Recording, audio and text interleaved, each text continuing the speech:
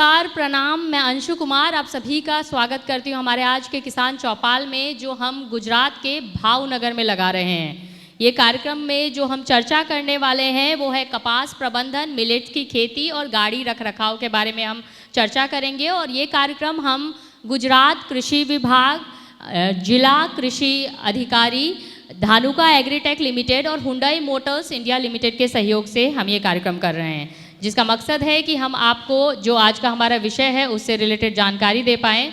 आपको टेंशन लेने की ज़रूरत नहीं है, बस मैं हिंदी में बोलूँगी और जितने भी एक्सपर्ट्स हमारे होंगे वो गुजराती में बोलेंगे, तो आप लोग ज़्यादा अच्छे से समझ सकेंगे। तो मैं सबसे पहले स्वागत करना चाहूँगी यहाँ पे हमारे जितने भी किसान आए हैं। मैं आप सभी का बहुत बहुत स्वागत करती हूँ कि आप लोग यहाँ आए हैं। उम्मीद है कि अगले कुछ घंटों जो है वो आपके लिए उपयोगी होगा, कुछ जानकारी आप लेकर जाएंगे और हमारे कार्यक्रम का जो मकसद है वो पूरा होगा। तो मैं इसके साथ मैं आप लोगों को ये भी बताना चाहूँगी कि ये कार्यक्रम जो है वो हम लोक विद्या काया बालूकाट पे कर रहे हैं, इनके सहयोग से कर रहे हैं। और यहाँ जो जिस परिसर में हम बैठे हैं वो जो है वो सर का है, तो उसके बारे में भी हम जानेंगे कि इस परिसर की क्या खासियत है। तो मैं हमारे एक्सपर्ट्स जो आज आप लोगों के बीच जो अपना स्पीच देंगे उन लोगों का स्वागत करती हूँ। सबसे पहले हमारे साथ श्री डीपी जादव सर है, असिस्टेंट डायरेक्टर एग्रीकल्चर भावनगर से। तो सर का बहुत बहुत स्वागत है हमारे आज के किसान चौपाल में। मैं नेक्स्ट निवेदन करना चाहूँगी श्री जे भी Dhanani sir, assistant director agriculture Bhavnagar Gujarat से। सर आपका भी स्वागत है हमारे कार्यक्रम में। नेक्स्ट हमारे साथ है mister Mayur Amethe sir, subject matter expert Dhanuka agritech limited से। हमारे साथ नेक्स्ट स्पीकर है mister Chirag Makwana sir, rural sales manager Patel Hyundai Bhavnagar से। नेक्स्ट हमारे साथ जो हैं आप लोगों के ही बीच से, और जो मैंने शुरुआत में बोला था जिस परिसर में हम बैठे हैं उसके फाउंडर और मैनेजिंग ट्रस्टी हैं श्री नानू भाई मोहन भाई Siroya sir, founder and managing trustee लोक विद्या काया बालूकाट से। सर आपका भी स्वागत है ग्रीन टीवी के किसान चौपाल में। तो मैं नेक्स्ट जो है वो निवेदन करना चाहूँगी हमारे बीच आप लोगों के ही बीच से, केवी के एक्सपर्ट हैं mister Vineet Sabani sir, farm manager KV के भावनगर से। सर आपका भी स्वागत है हमारे कार्यक्रम में। तो हम अपने कार्यक्रम की शुरुआत करते हैं और मैं सबसे पहले स्वागत करना चाहूँगी, जब हम खेती की बात करते हैं तो सबसे पहले बात आती है मिट्टी की। तो मिट्टी जो जांच है वो क्यों ज़रूरी है, स्पेशली कपास में क्यों ज़रूरी है, और साथ में जो पोषक तत्वों की कैसे देखरेख कर सकते हैं कपास में, या कैसे देखरेख करनी चाहिए, इसके बारे में ज़्यादा जानकारी देने के लिए हमारे साथ हैं mister Vineet Savani sir, farm manager KV के भावनगर से। सर आपका स्वागत है और प्लीज़ इस टॉपिक के बारे में हमारे दर्शकों को बताइए। कपास प्रबंधन तथा मिलेट्स परना आजना कार्यक्रम में अत्रे उपस्थित धानुका कंपनीना अधिकारी श्री, जिला खेतीवाड़ी अधिकारी श्री तथा तेओना कर्मचारीगण, संस्थाना वड़ा एवा मुरब्बी नानुभाई तथा अन्य जेना माटे आ कार्यक्रम योजवामां आवेलो छे तेवा सौ खेडूत मित्रों, कपास में जमीन विषे माहिती आपवानो मारो विषय है। આપણે છેલ્લા ઘણા વર્ષોથી જ્યારે બીટીની શોધ થઈ કપાસની, ત્યાર પછી આપણે લોકો જોતા આવ્યા છીએ કે ઉત્પાદનમાં ઉત્તરોત્તર ઘટાડો થતો જાય છે। જ્યારે બીટી નવું શોધ થઈ હતી ત્યારે તમને લોકોને ખ્યાલ હશે કે આરામથી આપણે 40-45 મણ વીઘે લેતા હતા। અત્યારે આપણા વિસ્તારની ખાસ કરીને વાત કરીએ તો કન્ડિશન એવી છે કે આપણે 50% ઉપર આવી ગયા છીએ। લગભગ 50%ની અંદર ગયેલાના પણ ઘણા બધા દાખલા છે। તો આ બધું બન્યું શાના કારણે? કારણો જો તમે તપાસશો તો તમને લોકોને ખ્યાલ આવશે કે એક જ પાક વારંવાર જમીનમાં લેવાથી આપણે જમીનની જે પોષક તત્વોની અંદર ભંડાર હતો એ આપણે ખાલી કરી દીધો છે। જમીન એટલે શું છે કે અસંખ્ય સૂક્ષ્મ જીવો એની અંદર આવેલા હોય અને એ તમારા છોડને પોષક આપવાનું કામ કર્યા કરે। પણ વર્ષોથી એકનો એક પાક અને બદલાતી જતી આપણી કુટુંબ પરંપરા અને આપણા જે સંસ્કૃતિ હતી એ વિસરાતી જવા લાગી અને એના કારણે આપણે ધીમે ધીમે ઉત્પાદનમાં ઘટાડો થવા માંડ્યો. બદલાતી જતી પરિસ્થિતિ એટલે શું કે પહેલાં આપણે લગભગ સંયુક્ત કુટુંબમાં રહેતા અને સાથે ખેતીની સાથે આપણે પશુપાલન મુખ્ય હતું. પણ છેલ્લા ઘણા વર્ષોથી લગભગ 10 વર્ષથી અમે જોઈએ છીએ, 10-12 વર્ષથી કે ધીમે ધીમે આપણે શહેર તરફ લોકોનો ઘસારો વધવા માંડ્યો. ગામડાના ગામડા ખાલી થવા માંડ્યા. આના કારણે ખેતીને સંલગ્ન પશુપાલનનો વ્યવસાય હતો એ ધીમે ધીમે ઓછો થતો ગયો. બરાબર. પહેલાં દર વર્ષે આપણે પશુપાલન દ્વારા જે આપણે ભેગું થતું છાણિયું ખાતર એ આપણે ખેતીમાં વાપરતા. પણ છેલ્લા ઘણા વર્ષોથી આપણા આમાં બેઠેલા ઘણા ખેડૂતો એવા હશે કે જેણે છેલ્લા 5-7 વર્ષથી પોતાની જમીનમાં છાણિયું ખાતર વાપર્યું હશે નહીં અને ફક્ત રાસાયણિકના જોરે ખેતી એ લોકોની ટકી હશે. આ મારી દૃષ્ટિએ એક મોટું મુખ્ય પાસું છે આપણે ઉત્પાદન ઘટવાનું. આપણી પાસે પશુપાલન નથી એવું માન્યું તો એની અવેજીમાં માર્કેટમાં સરકારશ્રીની સ્કીમોમાં એવા સેન્દ્રિય ખાતરો પણ ઉપલબ્ધ છે કે જે તમારી જમીનને પૂરતો પોષક તત્વો પૂરા પાડે. તો કદાચ આપણે પશુપાલન ન કરી શકીએ, છાણિયું ખાતર રેગ્યુલર ન નાખી શકીએ, કોઈ વાંધો નહીં, પણ આપણે આપણાથી બનતી આપણી ત્રેવડ પ્રમાણે સેન્દ્રિય ખાતરનો ખર્ચો દર વર્ષે કરવાનું રાખશું તો ઉત્પાદનમાં વાંધો ઓછો આવશે. એનું કારણ તમને કહું કે જમીન મેં કહ્યું એમ કે સૂક્ષ્મજીવોનો ભંડાર છે. આ સૂક્ષ્મજીવો જે કામ કરે છે કે તમારા છોડને પોષક તત્વ આપવાનું કામ પૂરું પાડે છે. આપણે લોકો આર્થિક પરિસ્થિતિને ધ્યાને લઈ કે હવે કન્ડિશન એવી છે કે ઘણા લોકો છાણિયું ખાતર ધારે તોય ખરીદી શકતા નથી. એ લોકોનું કહેવું એવું છે કે અમને મોંઘું પડે છે. હકીકતે છાણિયું ખાતર ખરીદીને મળતું હોય ને તો પણ વપરાય, કારણ કે છાણિયા ખાતરથી તમારી જમીનમાં જે સૂક્ષ્મ તત્વો છે અસંખ્ય પ્રમાણમાં ઉમેરાવાના છે. પણ છાણિયું ખાતર તમે ખરીદી શકો એવી કન્ડિશનમાં નથી, કારણ કે તમારી આસપાસ જો અવેલેબલ ઇઝીલી સહેલાઈથી મળી શકે એમ નથી. તો તમે સેન્દ્રિય ખાતરનો સહારો લઈ અને ખેતી કરવા માંડો. આનાથી તમારે જે તમારી ઉત્પાદકતા ઘટી છે એમાં ઘણો ફેર પડવા માંડશે. બીજું, સેન્દ્રિય ખાતરો કે છાણિયા ખાતરનો વપરાશ રેગ્યુલર રાખશું તો એમાં તમારી જમીનમાં ભેજ સંગ્રહ શક્તિ વધશે અને સાથે સાથે સૂક્ષ્મ જીવાણુઓને રહેવા માટે એક આદર્શ પરિસ્થિતિનો નિર્માણ થશે.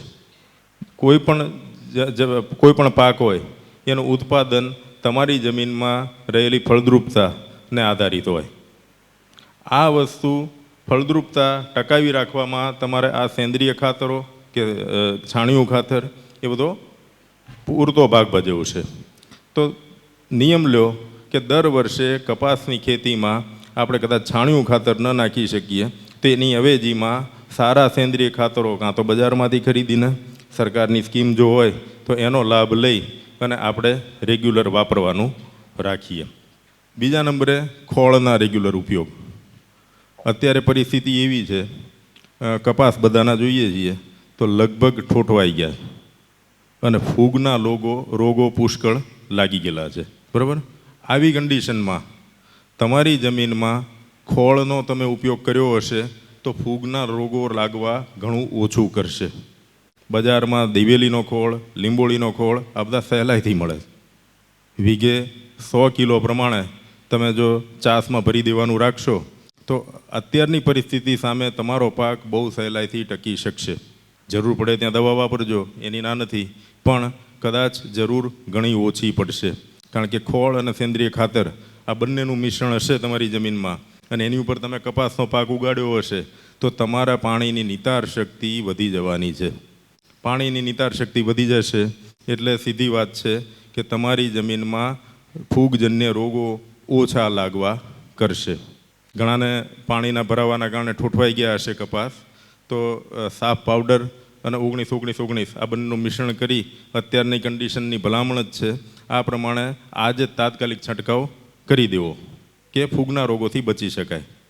તો આ છાણિયું ખાતર અને એરડીના ખોળ, આ બંને વસ્તુ આપણી જમીનમાં વાવણી વખતે જ્યારે આપણે ચાસ તૈયાર કરીએ ત્યારે ચાસમાં જ ભરી દેવાનું રાખો.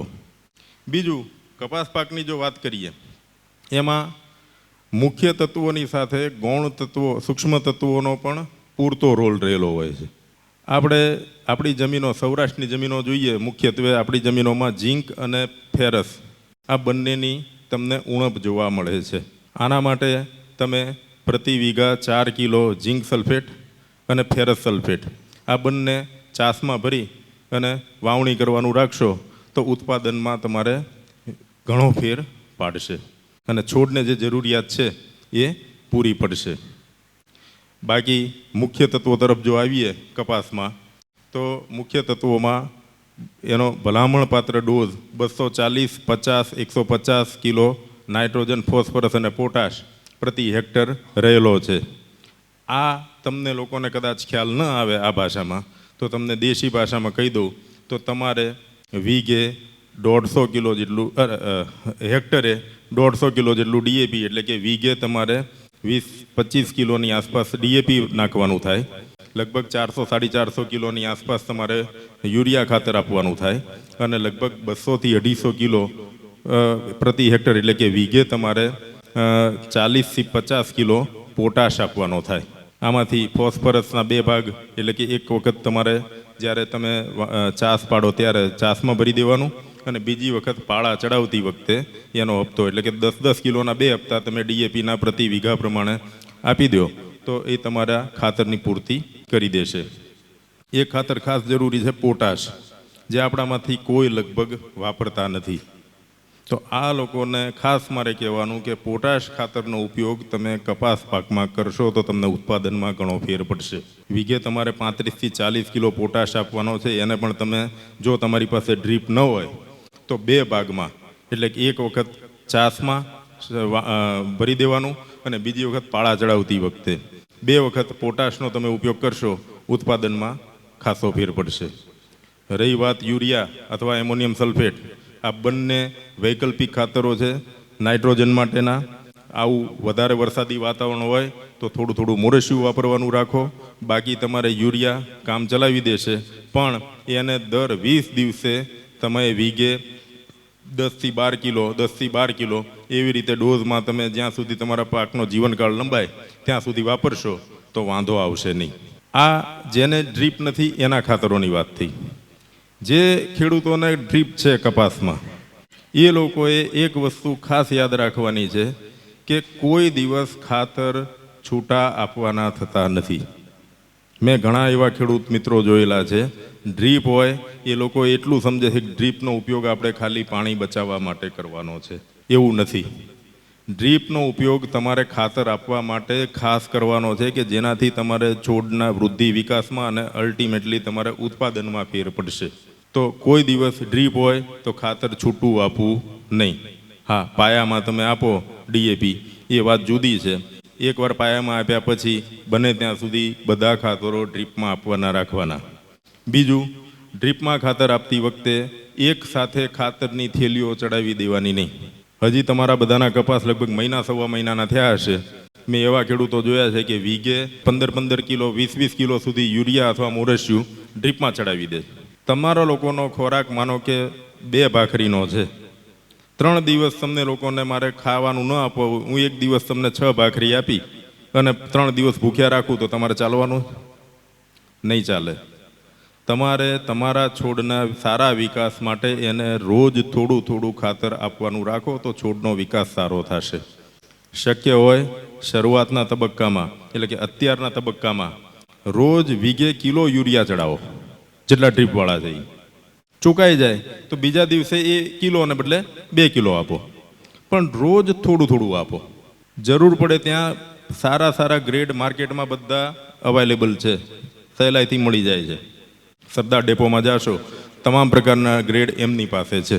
તો 19 અત્યારે શરૂઆતના તબક્કામાં પણ કેટલું, વીઘે કિલો જ. અત્યારે તમારું છોડ 2-3 કિલો ખમી શકશે નહીં. વીઘે કિલો ખાતર રોજ ચડાવવાનું રાખો. ખાતર ફેરવતા રહ્યો એટલે તમારે ઉત્પાદનમાં ફેર પડશે, ખાતરનો વપરાશ ઘણો ઘટશે અને જેટલું તમે જમીનમાં નાખશો એ સીધો છોડ લઈ શકશે. વધારાનું ખાતર જમીનમાં ઉતરી જવાના કે હવામાં ઉડી જવાના પ્રશ્નો રહેશે. ખાતર જો ડ્રીપમાં આપતા હો તો એક વસ્તુ ખાસ યાદ રાખવાની, એક બે વસ્તુઓ છે કે તમારે લગભગ 5-6 વખત ખાતર આપો, એટલે કે અઠવાડિયામાં તમે 4-5 વખત માનો કે ખાતર આપ્યું ડ્રીપમાં, એક વખત જૈવિક ખાતરોનો ઉપયોગ ખાસ કરો. આપણા નજીકના ખાતર ડેપો હશે ત્યાં એનપીકેના બેક્ટેરિયા તમને સહેલાઈથી મળશે. ઇફકોના, ક્રિપકોના આ બધી કંપનીઓ સારા એનપીકે કોમ્બિનેશનના જે બેક્ટેરિયા આવે કોન્સોર્ટિયમ એ રાખતા હોય છે. 150 રૂપિયા લીટર એની કિંમત હોય છે અંદાજે, બરાબર. આ બોટલો એક્સપાયર થઈ જાય છે, કોઈ ખેડૂતો લેતા નથી. તો જો ડ્રીપમાં તમે ખાતર ચડાવતા હો તો આ જૈવિક ખાતર છે એ તમે 2.5 વીઘે 1 લીટર અંદાજે તમે 4-5 વખત ખાતર આપો, પછીથી એકવાર આ બેક્ટેરિયા ચડાવવાનું રાખો કે જેનાથી તમે જે ખાતર આપ્યું છે એ જમીનમાં વધારાનું છોડ ન લઈ શકે એવા સ્વરૂપમાં પડ્યું હોય તો છોડ લઈ શકે એવા સ્વરૂપમાં ફેરવી આપે અને તમે એકવાર ખાતર આપ્યા જેટલું ગણ આ બેક્ટેરિયા કરશે. ડ્રીપવાળા મિત્રોને એક ખાસ તકલીફ હોય છે કે કદાચ ડ્રીપ જામ થવાના ને બધા પ્રશ્નો વધારે હોય છે. આપણી બાજુ પાણીમાં TDSના પ્રશ્નો વધારે છે. તો એ લોકો કપાસ 1.5 મહિનાનો થાય એના પછી ફોસ્ફરિક એસિડ રેગ્યુલર ચડાવવાનું રાખો, 15 દિવસે મહિને એકવાર તમારે ફોસ્ફરિક એસિડ ચડાવી દેવાનું કે જેનાથી તમારી ડ્રીપ પણ સાફ થાય, જમીનમાં ખાતર ઉમેરાય અને છોડને ફાયદો થાય. બને ત્યાં સુધી કપાસ પાકમાં નાઇટ્રોજનયુક્ત ખાતરોનો ઉપયોગ ઓછો કરવાનો. ફોસ્ફરસ અને પોટાશ ઉપર થોડું ભાર આપીશું તો ઉત્પાદનમાં કપાસમાં ઘણો ફેર પડશે. આપણે શું સમજીએ છીએ કે ખાતર એટલે યુરિયા બસ અને DAP, 2 જ ખાતર લગભગ ખેડૂતો વાપરતા હોય. પણ આવી રીતે ખાતર અલગ અલગ બદલતા રહો તો ઘણો ફેર પડશે. બાકી કહેવા જેવું તો આ વિષય ઉપર ઘણું લાંબુ છે, પણ સમય મર્યાદા હોવાના કારણે હું મારું વક્તવ્ય અહીંયા ટૂંકાવું છું. કોઈ પ્રશ્નો હોય આપણે સૌ સાથે જ છીએ, આપણે મળીને સોલ્વ કરવા પ્રયત્ન કરશું. ખૂબ ખૂબ આભાર, ધન્યવાદ. बहुत बहुत धन्यवाद सर. तो जैसे मैंने आपको कहा था कि आप सर जो भी बता रहे हैं उससे रिलेटेड एक सवाल पूछा जाएगा आपसे. तो सर आपने जो बताया है उससे रिलेटेड एक सवाल पूछिए. आप लोगों को हाथ खड़ा करना है, आपके पास माइक आएगा. સૌથી પહેલો પ્રશ્ન કે આપણી જમીનમાં કયા તત્વોની ઉણપ છે સૌરાષ્ટ્ર વિસ્તારમાં? नाम कहाँ से है आप और जवाब. मेरा नाम सुल्तान भाई है, मेरा गांव है बहादुरगढ़ और हमारी ज़मीन में जिंक की उणप है. ઝીંક અને ફેરસ. हाँ जिंक. 50% સાચું તમારું, પણ કાંઈ નહીં, ચલો સરસ, કોઈ વાંધો નહીં. तो हम अपने कार्यक्रम को आगे बढ़ाते हैं और हमारे साथ जो नेक्स्ट हमारे स्पीकर हैं वो मिस्टर मयूर अमेटे सर है, subject matter expert Dhanuka agritech limited से. मैं आपका स्वागत करना चाहूँगी हमारे कार्यक्रम में और मैं चाहूँगी कि आप हमारे दर्शकों को बताएं कि इंडिया का प्रणाम हर किसान के नाम जो कैंपेन है उसका मेन मकसद क्या है और धानुका के पास कपास किसानों के लिए क्या है खास, इसके बारे में हमारे दर्शकों को प्लीज़ आप बताइए. મિત્રો હું મયુર આમેટા ધાનુકા એગ્રીટેક લિમિટેડ કંપની તરફથી यहाँ પધારેલા બધા ખેડૂત મિત્રો और મંચ पे હાજર બધા મહેમાનોનું હાર્દિક સ્વાગત કરું છું. ખેડૂતો યાની सब कुछ. ભારત या પૂરી દુનિયા માટે ખેડૂતોથી મોટો કોઈ થઈ નહીં શકે. કારણ શું છે કે અન્નદાતા જ્યારે બી વાત થાય કહેવામાં આવે છે, યા તો એક ચાલતો તો વિડીયો જો પહેલાં આવ્યા છે એમને વિડીયો સાંભળ્યો હશે तो धानुका एक वीडियो बनाया है इंडिया का प्रणाम हर किसान के नाम. एनु कारण शू काम है? कारण शू है कि एग्रीकल्चर खेती एने आजूबाजू बधी वस्तु घूमे छे. कोरोना हतो तो सबसे पहला घर थी बहार कोण निकळ्यो? खेडूत. खेडूतने लीधे आज आपी आ अवस्थामां छे कि आपणे जमवानुं मळे छे, खावानुं मळे छे. विचारो खेडूतो हिम्मत ना करी होय. खबर है 3 महीना पछी तो आपणे एग्रो चालू થઈ ગયા હતા. 3 મહિના પછી ખેડૂતો વાવેતર ચાલુ કરી દીધા હતા. વિચારો પર ખેડૂતો ના હોત ત્યાં તો શું હાલત થઈ હોય ભારતની? ભારતના અન્ન ભંડારના શું હાલત થઈ હોય? તો આ લીધે ધાનુકા દરેક ખેડૂત મિત્રોને હાર્દિક અભિનંદન કરે છે और કહે છે કે ઇન્ડિયા કા પ્રણામ હર કિસાન કે નામ. ખેડૂત મિત્રો વિનિત સર બહુ જબરદસ્ત વાત કરી હતી.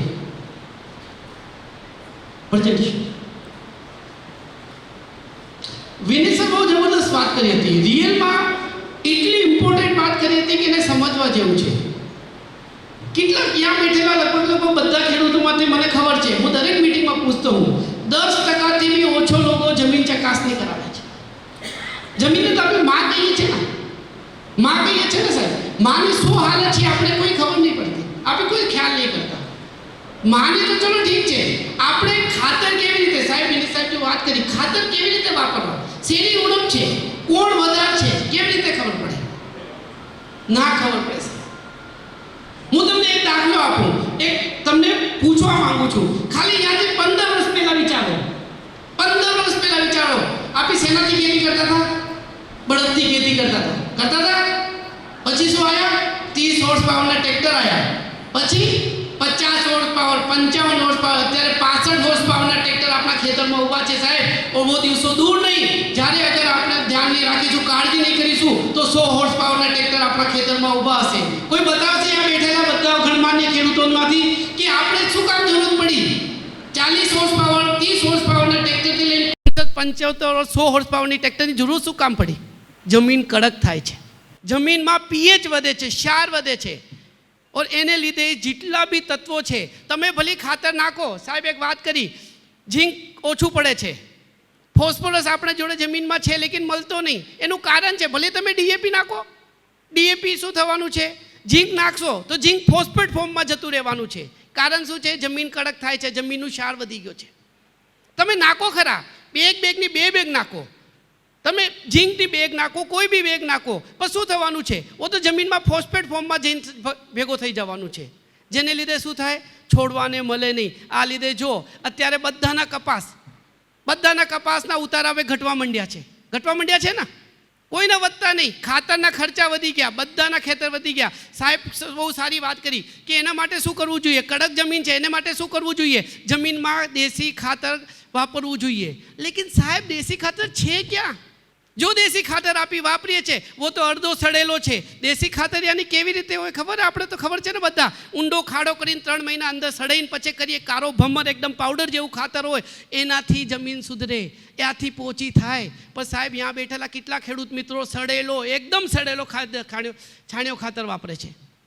સાહેબ કોઈ નહીં વાપરતું, બહુ ઓછા ખેડૂતો છે સાહેબ. તો એનું સમાધાન શું છે સાહેબ? હું એને ઉપર કહ્યું કે મને જોડે વધારે ટાઈમ નથી, એને માટે એક પ્રોડક્ટ લઈને આવ્યા છે. ધાનુકા એક પ્રોડક્ટ લઈને આવી છે સાહેબ.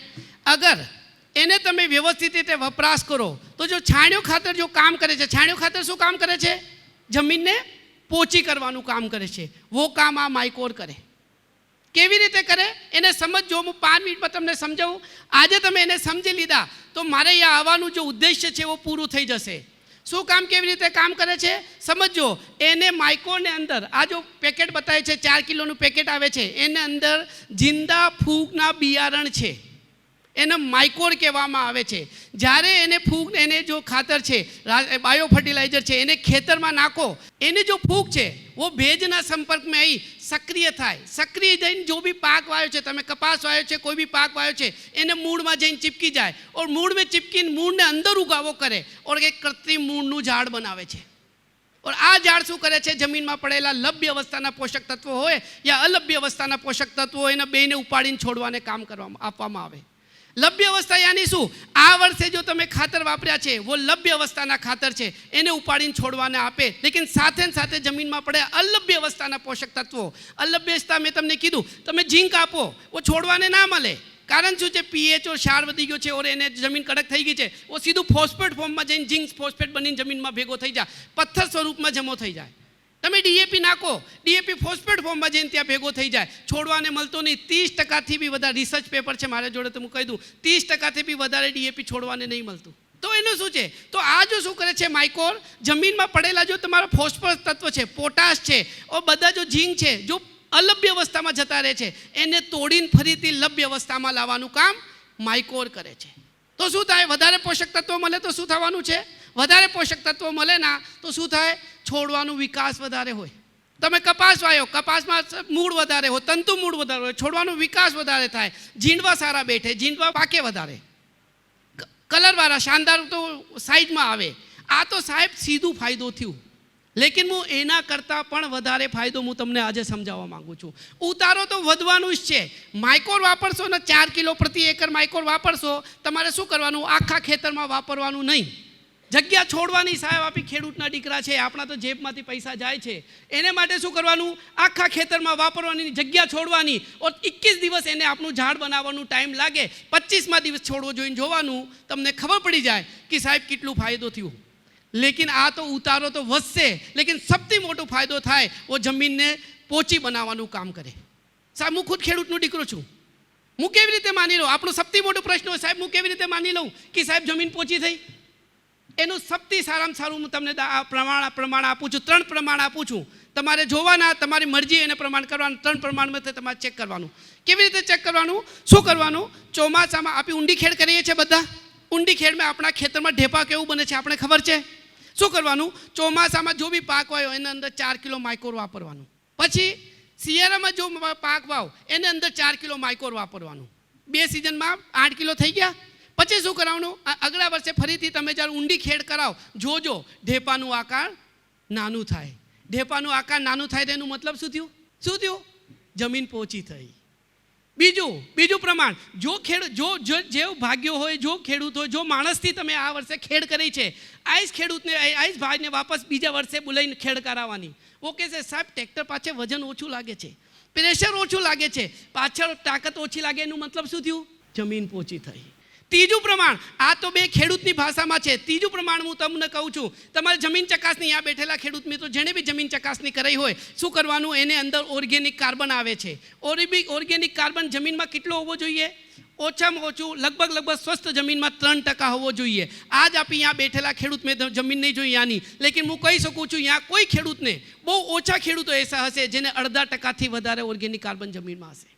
એટલું ગેપ છે. 3% હોવો જોઈએ, 0.5% ઓર્ગેનિક કાર્બન નથી આપણી જમીનમાં. તો જ્યારે માઇકોર વાપરશો, તમારે શું કરવાનું? વાપર્યા પહેલાં આપણે જો બી જમીન ચકાસણી કરે એમાં ઓર્ગેનિક કાર્બન લખી દેવાનું. ઓર પછી 2 વખત આપણા ચોમાસા શિયાળામાં માઇકોર વાપરવાનું, ફરીથી જમીન ચકાસણી કરાવવાની. એના અંદર 0.10%થી લઈને 0.15% સુધી ઓર્ગેનિક કાર્બન વધી જશે. સાહેબ એનાથી મોટું પુરાવો ના હોય. સાહેબ કીધું જમીનને પોચી કરવા માટે. પોચી કેવી રીતે થાય? છાણિયો ખાતર વાપરો, નીમ કેક વાપરો, આ બધું વાપરો તો શું થવાનું છે?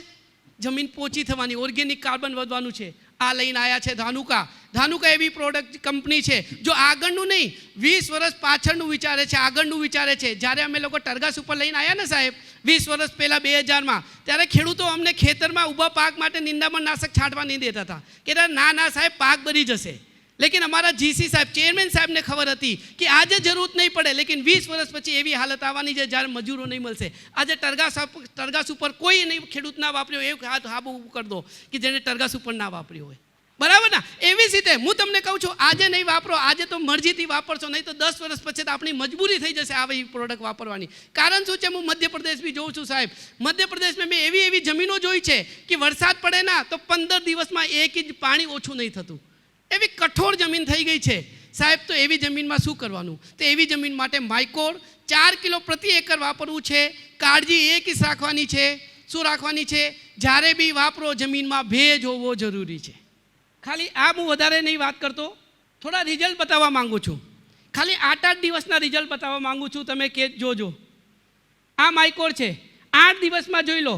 એક પ્લાસ્ટિકના આપણે ગ્લાસમાં તો વાવેતર કર્યા છે, જોઈ લો કેવા રિઝલ્ટ આવે. તમારે 25 દિવસ પછી મૂળ ખોડીને જોવાની, તમને મૂળ વધારે લાંબી નજર આવશે. આ જોઈ લો, એક સાઈડમાં 8 દિવસ મગફળીમાં અમે કર્યો છો, 1 દિવસમાં આ જોઈ લો ગ્લાસમાં તમને કોઈ જગ્યાએ મૂળ નજર નહીં આવે. ઓર જ્યાં સાઈડમાં બીજી સાઈડમાં માઇકોર વપરાશ થયો છે ત્યાં જોઈ લો તમને મૂળ નજર. 8 દિવસમાં એવું કામ કરે. હું તો તમારી જોડે 22 દિવસ માંગુ છું સાહેબ. પણ વાપરવાનું ક્યારે? બસ ધ્યાન રાખવાનું, વાપરવાનું 30-35 દિવસનું કપાસ હોય યા કોઈ બી પાક હોય એને પહેલાં વાપરી દેવાનું. કારણ એને ઓછામાં ઓછા 22 દિવસ જોઈએ આપણું આખો સેટઅપ કરવામાં. આ જિંદા વસ્તુ છે, કોઈ કેમિકલ નથી, 100% ઓર્ગેનિક છે. કોઈ જિંદા વસ્તુ નહીં, જિંદા વસ્તુ છે. તો એને વાપરશો 22 દિવસ લાગશે. તો જેટલું વહેલો વાપરો, બસ જમીનમાં ભેજ હોવું જ. વાવેતર કર્યો એનાથી લઈને 30-35 દિવસનું કપાસ હોય ત્યારે ક્યારે બી હોય, કોઈ બી પાક વાયો હોય એને અંદર તમે વાપરો. ઉતારો તો વધશે ને વધશે સાહેબ, લેકિન જો જમીનને પોચી કરવાનું કામ કરે છે ને સાહેબ, वो એનો સૌથી મોટો ફાયદો છે. આ જોઈ લો, અમે મગફળીના કાઢી ને એવી રીતે બતાવતા હોય, રિટેલરને ત્યાં બતાવતા આ જોઈ લો ફેર 8 દિવસમાં સાહેબ, ખાલી 8 દિવસમાં. મેક્સિલ ધાનુકાનું અહીંયા બહુ પ્રખ્યાત છે. તમે સુરેન્દ્રનગર આવી જાઓ, ભાવનગર આવી જાઓ, બધી જગ્યા આ શું વસ્તુ છે. આપણે બધી જગ્યાએ જિબ્રેલિક તો બહુ વાપરતા હોઈએ છીએ ને. જિબ્રેલિકનું કામ શું હોય છે? જિબ્રેલિકનો 2 કામ હોય છે. શું આવે છે? કોશિકા વિભાજન.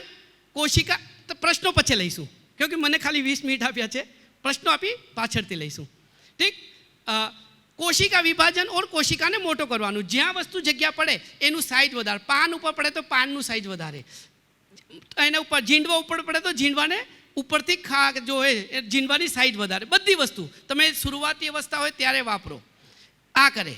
લેકિન જો મેક્સિલ ધાનુકા, બજારમાં ખાલી લોકો જિબ્રેલિક એસિડ વેચે છે, લેકિન ધાનુકા જો મેક્સિલ લાવ્યો છે ને સાહેબ, એને તમે જોઈ લોજો શું કરે છે. એને અંદર ખાલી જિબ્રેલિક એસિડ ના હોય, એને સાથે 3 વસ્તુ હોય. શું આવે છે? જો વિનીત સાહેબ આપણે વાત કરી હતી, શું આવે છે જોજો. એને અંદર શું આવે છે?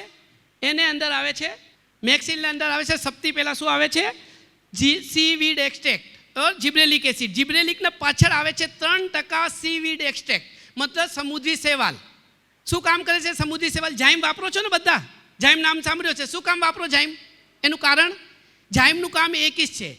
જમીનને ઉપર જો પાક ઉપર જો દબાણ આવ્યો હોય ને, એ દબાણથી બહાર કાઢવાનું. દબાણ કેવી રીતે? વધારે વરસાદ થઈ ગયો, છોડવો દબાઈ ગયો. વરસાદ ઓછી પડી, છોડવો દબાઈ ગયો. રોગ જીવાતનું પ્રમાણ વધી ગયો, છોડવો દબાઈ ગયો. એની જો ગ્રોથ અટકી જાય છે ને, એનાથી બહાર કાઢવાનું કામ જિબ્રેલિક જો કરે છે, જાઈમ કરે છે. તો એની અંદર શું છે? જિબ્રેલિક છે, એને સાથે જાઈમ છે, ઓર શું છે? એને સાથે 4 પ્રકારના માઇક્રોન્યુટ્રિયન્ટ, સૂક્ષ્મ પોષક તત્વો. જો વિનીત સાહેબ કીધું કે સૂક્ષ્મ પોષક તત્વોની જરૂરત છે, લેકિન ખેડૂતો વાપરતા નહીં. તો તમે જ્યારે મેક્સિલ વાપરો ના, તો એને અંદર બધા પોષક તત્વો આવી જાય. કેવા કેવા પોષક તત્વો છે? ફેરસ સલ્ફેટ, બીજું મેગ્નીઝ સલ્ફેટ, ત્રીજું ઝિંક સલ્ફેટ. ઝિંકની સાહેબ કહેતા હતા ને, ઉણપ છે અમારે यहाँ, આ ઝિંક સલ્ફેટ. ઓર છે મેગ્નીશિયમ સલ્ફેટ. મેગ્નીશિયમ શું કામ કરે છે કપાસમાં? પાન લાલ થઈ જાય ને, આ મેગ્નીશિયમ. આ 4 વસ્તુ આપણે એને અંદર મળે. વપરાશ ક્યારે કરવો છે, કેટલું કરવું છે, એનું પ્રમાણ છે 300 ml પ્રતિ એકર. પણ વપરાશ ક્યારે કરવું છે? મેક્સિલ એવી દવા છે જ્યારે જો ત્યારે તમે વાપરો. શરૂઆતી અવસ્થાથી લઈ ને છેલ્લે સુધી તમે એને વાપરી શકો છો. લેકિન હું તમને એવું કહું છું, સારામાં સારી વસ્તુ તમને કહું છું. આપી આ મોનો વાપરીએ છીએ. મોનો વાપરીએ છીએ ને, સૌથી પહેલા પસંદ નીંદ ખુલે ના કપાસમાં મોનો વાપરીએ છીએ. લેકિન સાહેબ મોનો છે નહીં. ખેડૂતને પૂછે મોનો શું કામ વાપરો? સાહેબ કુણપ આપે છે, કુણપ. સાહેબ મોનો તો કીટનાશક છે, કુણપ નથી. કુણપ માટે નથી, લાલ કલરની દવા છે સાહેબ. ના વપરાય મોનો, ના વપરાય. હું શું કહું છું, જો મોનો જો ભાવમાં પડે છે, આ જ ભાવમાં તમારે મેક્સિલ પડે છે. એક સાઈડ મોનો વાપરવાનું, એક સાઈડ મેક્સિલ વાપરવાનું. એના કરતાં વધારે કુણપ આવશે, એના કરતાં વધારે છોડવાનો વિકાસ કરશે, એના કરતાં વધારે મૂળ થશે, ઓર છોડવાનો વિકાસ વધારે હશે. ઓર છેલ્લે સુધી એનું તમે પ્રભાવ જોઈ લેવાનું. છેલ્લે સુધી તમારે જ્યારે ઝીંડવા કાઢો ને, કપાસ કાઢો ને, ત્યારે સુધી આપણે હાથમાં એનું વિકાસ આવે. ઝીંડવા આવતા ત્યારે બી વાપરી શકો. લેકિન મોનો વાપરો છો ને સાહેબ, મોનો તો કૃપા કરીને બંધ કરો સાહેબ. થાકી ગયા છે સાહેબ, હવે તો સરકાર બંધ કરવા માંડી છે. લેકિન આપી ખેડૂતોને લીધે સરકારને બનાવવું પડે છે કે ખેડૂતોને સૌથી પહેલાં કપાસમાં મોનો વાપરવું છે સાહેબ. મોનોનું કોઈ લાભ નથી. બંધ કરો આ લાલ દવા, જેને લીધે એટલી બીમારીઓ થાય છે. અમે કેમિકલ કંપની થઈને બી આ બધું એવું કહીએ છીએ કે આ બધું બંધ કરો. જો વાપરવું છે એવી દવા વાપરો જેને અંદર લીલા કલરનું સિમ્બોલ હોય, યા તમારે જો એના ભૂરા જો કે વાદળી કલરનું સિમ્બોલ હોય, એને દવા કરતાં કોઈ દવા ના વાપરો. તો નમ્ર નિવેદન છે, મેક્સિલને તમે મરજી હો ત્યારે વાપરો. 300 ml મતલબ 10 પંપમાં 30 ml પંપના હિસાબથી 10 પંપ બનાવીને વાપરો. તમને આખું કપાસ અલગ આવશે, ઝીંડવાનું સાઇઝ, કલર, બેઠક બધી અલગ નજર આવશે. લેકિન મોનો વાપરતા હો ને સાહેબ, તો મોનાના ખર્ચા કરતાં તો મેક્સિલનો ખર્ચો કરાય. સેમ ભાવમાં પડે, લેકિન એના ફાયદાઓ તમારે બીજા બહુ ફાયદાઓ છે. મોનોધન સૌથી મોટી બ્રાન્ડ ભાવનગરમાં હતી, ધાનુકા બંધ કરી દીધી. મોનોધન વાપર્યું હશે ને? મોનોધન સૌથી મોટી બ્રાન્ડ હતી, ધાનુકા એક ઝટકામાં બંધ કરી દીધી. કારણ શું છે? લાલ દવા હતી, સ્ટેપ લેવા પડે. ધાનુકા ધંધોને નહીં, પર્યાવરણને વિચારે છે, ખેડૂતોનો આગળ વિચારે છે. ઠીક છે, જ્યાં સુધી હતી ધાનુકાને બંને. અત્યારે માર્કેટમાં મોનો આવે છે ને, ધાનુકાને 3 વર્ષ થઈ ગયો. 3 વર્ષથી તમને કોઈ જગ્યાએ મોનોધન નજર આવે? નહીં આવતું સાહેબ. ધાનુકા હંમેશા પર્યાવરણ વિશે, ખેડૂતો માટે કામ કરે છે. ઓર એમાં સૌથી મોટો રોલ તમારું છે. તમે જો સાથ સહકાર આપો છો એમને માટે ધાનુકા આજ એટલા નીચેથી ચાલુ થઈ, આજ એટલા ઉપર ઇન્ડિયાની બહુ ટોપ કંપનીમાંથી ધાનુકાનું નામ આવે છે, એનું છે બધા ખેડૂત મિત્રો તમને જાય છે. और एक वक्त ફરીથી કહું છું, इंडिया का प्रणाम, हर किसान के नाम, धन्यवाद. एक सवाल पूछिए और आपको हाथ खड़ा करना है, और मैं चाहूँगी पीछे से जो किसान हैं कि माइक हमारा पीछे जाएगा और आप लोग कितने गौर से सुन रहे हैं इसका भी एक परीक्षा हो जाएगा. सर, એક સવાલમાં હું બે સવાલ મિક્સ કરું છું, કારણ છે મારા જોડે બે સવાલ છે. પહેલું, બધી ચૂસ્યા પ્રકારનું એક ઇસ નિવારણ, એનું દવાનું નામ બતાવું છે. એને સાથે જમીનને પોચી કરવી ઓર મૂળનું વિકાસ કરવાનું દવાનું નામ જો બતાવે, એક ખાતર બતાવ્યું છે, એમનું નામ બતાવવું છે. બે વસ્તુ છે, બધી ચૂસ્યા પ્રકારની જીવાત, એનું બધી ચૂસ્યા પ્રકારની જીવાત કરે એની દવાનું નામ, और जो જમીનને પોચી કરે છે और સાથે મૂળનું વિકાસ કરે છે એનું ખાતરનું નામ બે મેં તમને બતાવ્યા છે, એમનું નામ. नाम कहाँ से हैं आप और जवाब? મારું નામ સુભાષ ધામેલિયા. પહેલું જે જમીનનું પહેલું તમે કીધું એ ડિકોર છે અને આ ડિસાઇડ છે બીજી પહેલા વાળું માઇકોર. बहुत સરસ, रियल आई. तो हम जो है वो कार्यक्रम को आगे बढ़ाते हैं, और आज का हमारा जो विषय है उसमें मिलेट्स की खेती भी है. और आप सभी को पता होगा मिलेट्स यानी कि श्री अन्न भी कहा जाता है, और इंटरनेशनल ईयर ऑफ मिलेट्स 2023 को घोषित किया गया है. पूरे देश में जागरूकता कार्यक्रम हो रहा है, तो हमने सोचा क्यों ना हम जो किसान चौपाल लगाते हैं पूरे देश में, उसमें भी हम मिलेट्स की खेती से रिलेटेड जानकारी आपको दें. और इसके बारे में भावनगर में ज़्यादा जानकारी देने के लिए हमारे साथ हैं Shri DP Yadav sir, assistant director agriculture Bhavnagar से. ये हमें बताएंगे मिलेट्स की खेती के बारे में, और साथ में सरकार की कुछ अहम योजनाओं के बारे में भी सर आपको जानकारी देने वाले हैं. Sir please. ગ્રીન ટીવી અને જિલ્લા ખેતીવાડી અધિકારી જિલ્લા પંચાયત કચેરીના સંયુક્ત ઉપક્રમે આયોજિત આજની આપણી આ એક દિવસીય તાલીમ શિબિરની અંદર ઉપસ્થિત તમામ અધિકારીશ્રીઓ, અમારા જિલ્લા પંચાયતના તમામ કર્મચારીશ્રીઓ અને ગારિયાધાર અને પાલીતાણા બંને તાલુકામાંથી ઉપસ્થિત તમામ ખેડૂત ભાઈઓ મિત્રો, આગળના જે વક્તાઓએ જે રીતે એગ્રેસિવલી જે સ્પીચ આપી છે એમાં ખાસ કરીને સવાણી સાહેબ અને મયુરભાઈએ એટલું એગ્રેસિવ તો હું બોલી નથી શકવાનો ને એ રીતે વાતે નથી કરી શકવાનો, પણ આજની જે આપણી આ શિબિર છે, શિબિરના જે કંઈ પણ વિષયો છે એ વિષયમાં એક વિષય એવો છે કે જે મિલેટ્સ એટલે જાડા ધાન્ય જે પાકો છે એ પાકો વિશે પણ ખેડૂતો માહિતગાર થાય અને ખેડૂતો એ પાકોની ખેતી તરફ વળે, એ સરકારનો ઉદ્દેશ છે. ને એના માટે આપણે જ્યારે પણ ખેડૂતો સાથે મુલાકાત કરવાનું કે મળવાનું થાય ત્યારે ખેડૂતોને આ બાબતની અમે માહિતી આપતા હોઈએ છીએ. ઘણી બધી વાતો થઈ, એમાં ખાસ સવાણી સાહેબની જે વાત હતી કે ભાઈ કોઈ પણ પાક હોય એ પાકને એનું જીવનચક્ર પૂરું કરવા માટે જે પોષક તત્વો જોઈએ એ પોષક તત્વો આપણે પૂરા આપવા જોઈએ. જો પૂરા ના આપવામાં આવે તો પાક છે એ નબળો રહે અને છેલ્લે ઉત્પાદન ઓછું આવે. બરાબર? તો છોડને જો આવા કંઈ પોષક તત્વોની જરૂરિયાત રહેતી હોય તો દરેક જીવને કે દરેક જીવંત વસ્તુ છે એ દરેક જીવંત વસ્તુ છે એ પોષક તત્વો ઉપર નિર્ભર હોય છે, અને પોષક તત્વો જો પૂરતા પ્રમાણમાં એને મળે તો જ એ એનું જીવનચક્ર છે એ પૂરું કરી શકે. તો આપણે પણ મનુષ્યને પણ જો આપણે સારી રીતે સારું સ્વાસ્થ્ય જાળવવું હોય, સારું સ્વાસ્થ્ય રાખવું હોય, શારીરિક શક્તિ આપણે પૂરતી રાખવી હોય તો પૂરતા પ્રમાણમાં પોષક તત્વો આપણા ખોરાકમાં અને આપણા શરીરમાં જવા જોઈએ. જો ખોરાકની અંદર પોષક તત્વો ખૂટે અને શરીરની અંદર પોષક તત્વોની ખામી સર્જાય તો આપણને બધાને ખબર છે કે આજે પરિસ્થિતિ એવી આવી છે કે ગામડાની અંદર આજે કેલ્શિયમની ખામી, આયરનની ખામી, આવા બધા પોષક તત્વોની ખામીને કારણે ઘણા બધા રોગો છે એ રોગો આપણા શરીરમાં ગામડાની અંદર પણ આવી ગયા છે. નહીંતર તો પહેલાં એવું કહેવાતું કે ગામડાની અંદર ગામડાનું વાતાવરણ એકદમ શુદ્ધ હોય છે, પર્યાવરણ અને ગામડું છે એ ખેતી ઉપર હોય એટલે એમને રોગો ઓછા આવે.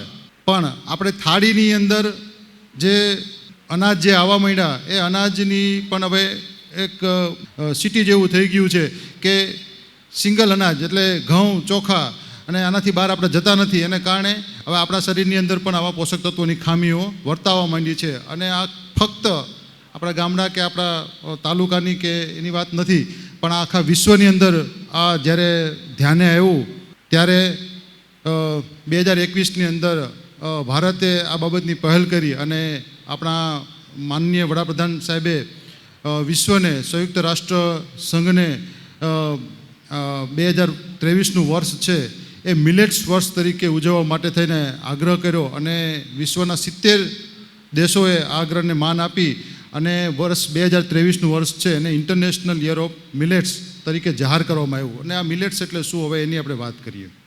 અને મેં જે અગાઉ જે પ્રસ્તાવના બાંધી કે ભાઈ આપણા થાળીની અંદર જે કંઈ પોષક તત્વો જોઈએ એ નથી રહેતા અને કારણે જે કંઈ રોગો થાય છે એમાં મિલેટ્સનું શું રોલ છે અને એનું શું કાર્ય છે. ઇન્ટરનેશનલ યર એટલે આંતરરાષ્ટ્રીય મિલેટ યર તો આપણે જાહેર કરી દીધું. 2023નું વર્ષ એટલે ચાલુ વર્ષ છે, આપણે આંતરરાષ્ટ્રીય મિલેટ યર તરીકે આપણે બધા ઉજવીએ છીએ. મિલેટ એટલે આપણે જે કંઈ પણ પરંપરાગત જે આપણા ખોરાકો હતા એમાં આપણી બાજરી હતી, રાગી, નાગલી, આવા જે કંઈ ખોરાકો હતા એ બધા જાડા ધાન્ય કહેવાતા. ને જાડા ધાન્ય માટે ત્યારે આપણે વાવેતર કરતા અને એ જાડા ધાન્ય છે એ વાતાવરણની જે કંઈ પણ પ્રતિકૂળ જે કંઈ પણ અસરો હતી એ અસરો સામે પણ સારી રીતે ઉગાવો થઈ શકતો હતો. અને જાડા ધાન્યો છે એ જમીન ઓછી જમીન ફળદ્રુપ હોય એમાં પણ સારું ઉત્પાદન આપતી. સાથે સાથે આપણે જે કંઈ પણ જે પોષક તત્વોની જે ખનિજોની જે મિનરલ્સની જરૂરિયાત છે માણસને એ બધા પૂરા પાડતા. લોહ તત્વો હોય, ઝીંક હોય, કેલ્શિયમ હોય, આવા બધા જે પોષક તત્વો છે આ પોષક તત્વો આપણને આવા જે મિલેટ્સ છે એ મિલેટ્સમાંથી મળતા. ને એમાં ખાસ આપણો જે અહીંનો જે ખોરાક છે એ ખોરાકની અંદર આપણે વાત કરીએ તો બાજરી છે. આ બાજરીની અંદર કેલ્શિયમ અને આયરન છે એ ભરપૂર માત્રાની અંદર હોય છે. અને આ આપણી થાળીમાંથી બાજરી જ્યારથી ગઈ છે ત્યારથી આપણે કેલ્શિયમ અને આયરનના જે કંઈ પણ છે એની ઉણપ આપણા શરીરની અંદર વર્તાવા માંડી છે.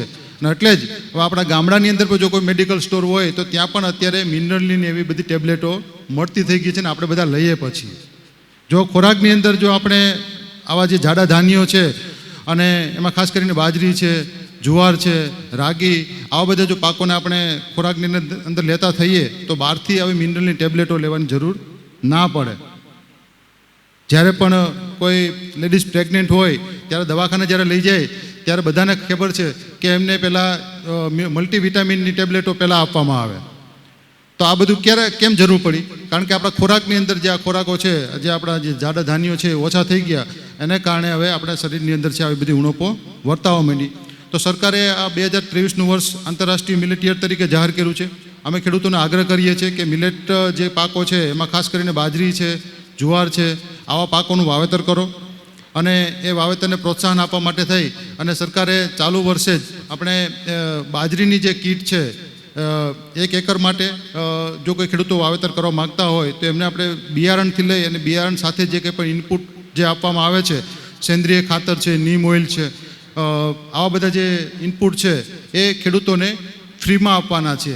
એટલે જેવું કંઈ ખેડૂતો છે તમે જે કંઈ પણ કપાસ કે જે વાવેતર કરતા હોય એની સાથે સાથે તમારા ઘર પૂરતું અને 1 એકરની અંદર તમે આવા જે પાકો છે એ પાકોનું વાવેતર કરો. એના પ્રોત્સાહન માટે સરકારે એક ચાલુ વર્ષે આ યોજના લોન્ચ કરી છે. તો બધાને અનુરોધ છે કે તમે આનો લાભ લેજો. અત્યારે કદાચ આપણે વાવેતર પૂરું કરી દીધું હોય અને અત્યારે કોઈ ખેતર ખાલી ના હોય તો આપણે ઉનાળા સિઝનની અંદર અને સેમી રબી એમાં પણ આપણે બાજરી પાકનું વાવેતર કરીએ છીએ અહીંયા. તો સેમી રબીની અંદર પણ જો તમે કોઈ બાજરી પાકનું વાવેતર કરવા માગતા હોય તો અમારા ગ્રામ સેવકશ્રીનો અચૂક કોન્ટેક્ટ કરજો. તમને આ બાજરી બિયારણથી લઈ અને આખી ઇનપુટ કીટ છે એ કીટ ખેડૂતોને ફ્રીમાં આપવામાં આવશે.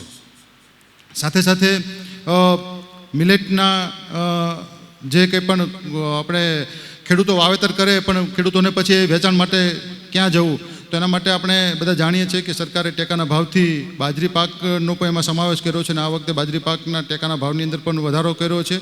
અને દરેક શહેરની અંદર જે કંઈ પણ ઉપભોક્તા છે એટલે કે ગ્રાહકો છે વધારેમાં વધારે મિલેટ જે પાકો છે એ પાકો ખોરાકમાં લે અને એની બજાર માંગ વધે એ માટે પણ સરકાર કાર્યરત છે. છેલ્લે આપણે બધાએ જાણ્યું હશે કે જે સંસદનું જે છેલ્લું છત્ર ગયું એ છેલ્લા છત્રની અંદર પણ દરેક સંસદ સભ્યશ્રીઓ સાથે આ આખું જે મિલેટના જે કંઈ પાકો છે એની અલગ અલગ વાનગીઓ બનાવી અને પીરસવામાં આવી હતી અને એને પ્રોત્સાહન આપવાનો પ્રયાસ પણ સરકારે કર્યો છે.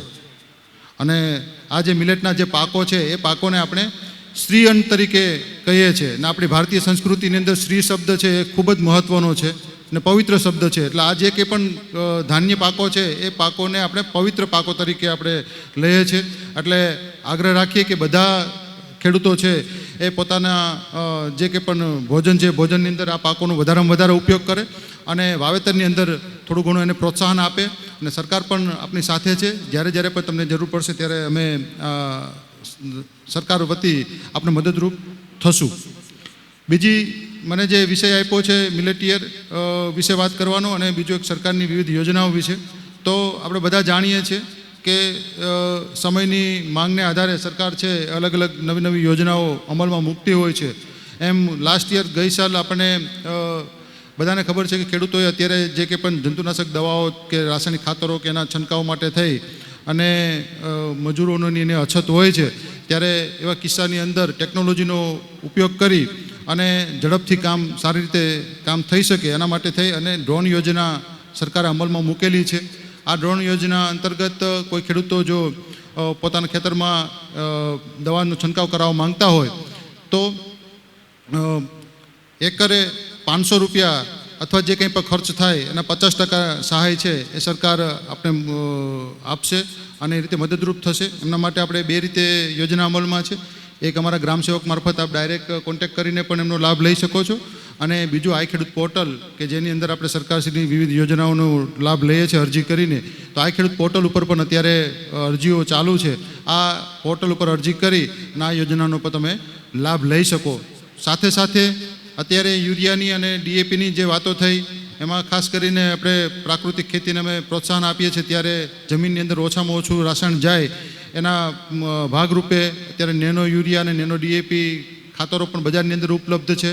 આ ખાતરો પણ જો કોઈ ખેડૂત મેળવવા માંગતા હોય તો અમારા ગ્રામસેવકશ્રીનો કોન્ટેક્ટ કરજો. એ પણ 50% દરેથી સરકાર છે એ ખેડૂતોને પ્રોવાઈડ કરશે. સાથે જૈવિક ખેતીને પ્રોત્સાહન માટે થઈ અને જે કંઈ પણ જમીનજન્ય રોગો છે એના નિયંત્રણ માટે આપણે જે જમીનજન્ય જે ફૂગો છે એના નિયંત્રણ કરવા માટે થઈ અને જૈવિક ફૂગ છે એમાં ટ્રાયકોડર્મા છે, પછી જૈવિક જીવાતનાશક તરીકે આપણે બ્રિવેરિયા છે, મેટારેજિયમ છે, આવા જે કંઈ પણ જૈવિક જંતુનાશક દવાઓ છે એમાં પણ આપણે સરકારે 50% દરથી 50% સબસિડી સહાયથી આપણે અત્યારે વિતરણ ચાલુ છે. તો એનો લાભ લેવા માટે પણ તમે અમારા ગ્રામસેવકશ્રીનો કોન્ટેક્ટ કરશો તો એમનો પણ તમને લાભ મળી રહેશે. સાથે સાથે જંતુનાશક દવાનો ઓછો ઉપયોગ થાય અને નીમ ઓઇલનો વધારે ઉપયોગ થાય એને પ્રોત્સાહન માટે થઈ અને સરકારે નીમ ઓઇલ પાછળ પણ આપણે જે કંઈ પણ ખર્ચ છે હેક્ટરે 500 રૂપિયા અથવા તો નીમ ઓઇલનો જે ખર્ચ છે એના 50% બેમાંથી જે ઓછું હોય એ સહાય છે એ આપણે અત્યારે આપીએ છીએ અને વિતરણ પણ ચાલુ છે. તો આવી બધી જે કંઈ પણ વિવિધ યોજનાઓ છે એ યોજનાનો પણ ખેડૂતો અહીંયા ઉપસ્થિત છે બધા વધારેમાં વધારે લાભ લે. અને ખાસ આજની સભાની અંદર આટલી મોટી સંખ્યામાં બધા ઉપસ્થિત રહ્યા, અમને સન્માન કર્યું, અમને બોલવાની તક આપી બદલ આયોજકશ્રીઓનો અને આપ સર્વેનો ખૂબ ખૂબ આભાર માનીએ છીએ. અને ક્યારેય પણ તમારે તમારા ગામ ખાતે પણ આવી રીતે કોઈ તાલીમ શિબિરની કોઈ આયોજન કરવાનું હોય તો તમે અવશ્ય અમારા ગ્રામસેવકશ્રીનો કોન્ટેક્ટ કરજો તો આપણે તાલીમ શિબિરનું આયોજન કરી આપશું. વધારે વાત ન કહેતા સમય ખૂબ ઓછો છે અને હજી ઘણા વખત બાકી છે તો મારું વક્તવ્ય અહીંયા પૂરું કરું છું. આપ સર્વેનો ખૂબ ખૂબ આભાર માની વાણીને વિરામ આપું છું. અસ્તુ. बहुत बहुत धन्यवाद सर. तो जैसे कि मैंने बताया था सर एक सवाल पूछेंगे और आपको हाथ खड़ा करना है. आपके पास माइक आएगा. सर एक सवाल. મારા વક્તવ્યમાં મેં જે જાડા ધાન્ય પાકોની જે વાત કરી બાજરી જુવારને તો આ પાકોને આપણે કયા નામથી ઓળખીએ છીએ? સરકારે કયું નવું નામ આપ્યું છે? બોલો શ્રી અન્ન. તમે એમને મળી ગયું છે. ટેકનોલોજીનો મહત્તમ ઉપયોગ થાય અને ખેડૂતોને મદદરૂપ થાય એ માટે એક નવી યોજના અમલમાં મૂકેલી છે. કઈ યોજના છે? ખેડૂતો માટે ટેકનોલોજી ઉપયોગ થઈ એના માટે ડ્રોનથી દવા છાંટી શકાય એને 50% રાહત આપી. जी सर स्टेज पे आ जाइए, माइक दे दीजिए. बहुत बहुत धन्यवाद सर. तो हम अपने कार्यक्रम को आगे बढ़ाते हैं और तो मैं हुंडई मोटर्स की तरफ से निवेदन करना चाहूँगी mister Chirag Makwana ji, rural sales manager, Patel Hyundai Bhavnagar से. सर आएंगे और आपको बताएंगे कि ग्रामीण में रह रहे लोगों के लिए हुंडई के पास क्या रेंज है और हुंडई मोटर्स क्या है इसके बारे में जानकारी देने वाले हैं.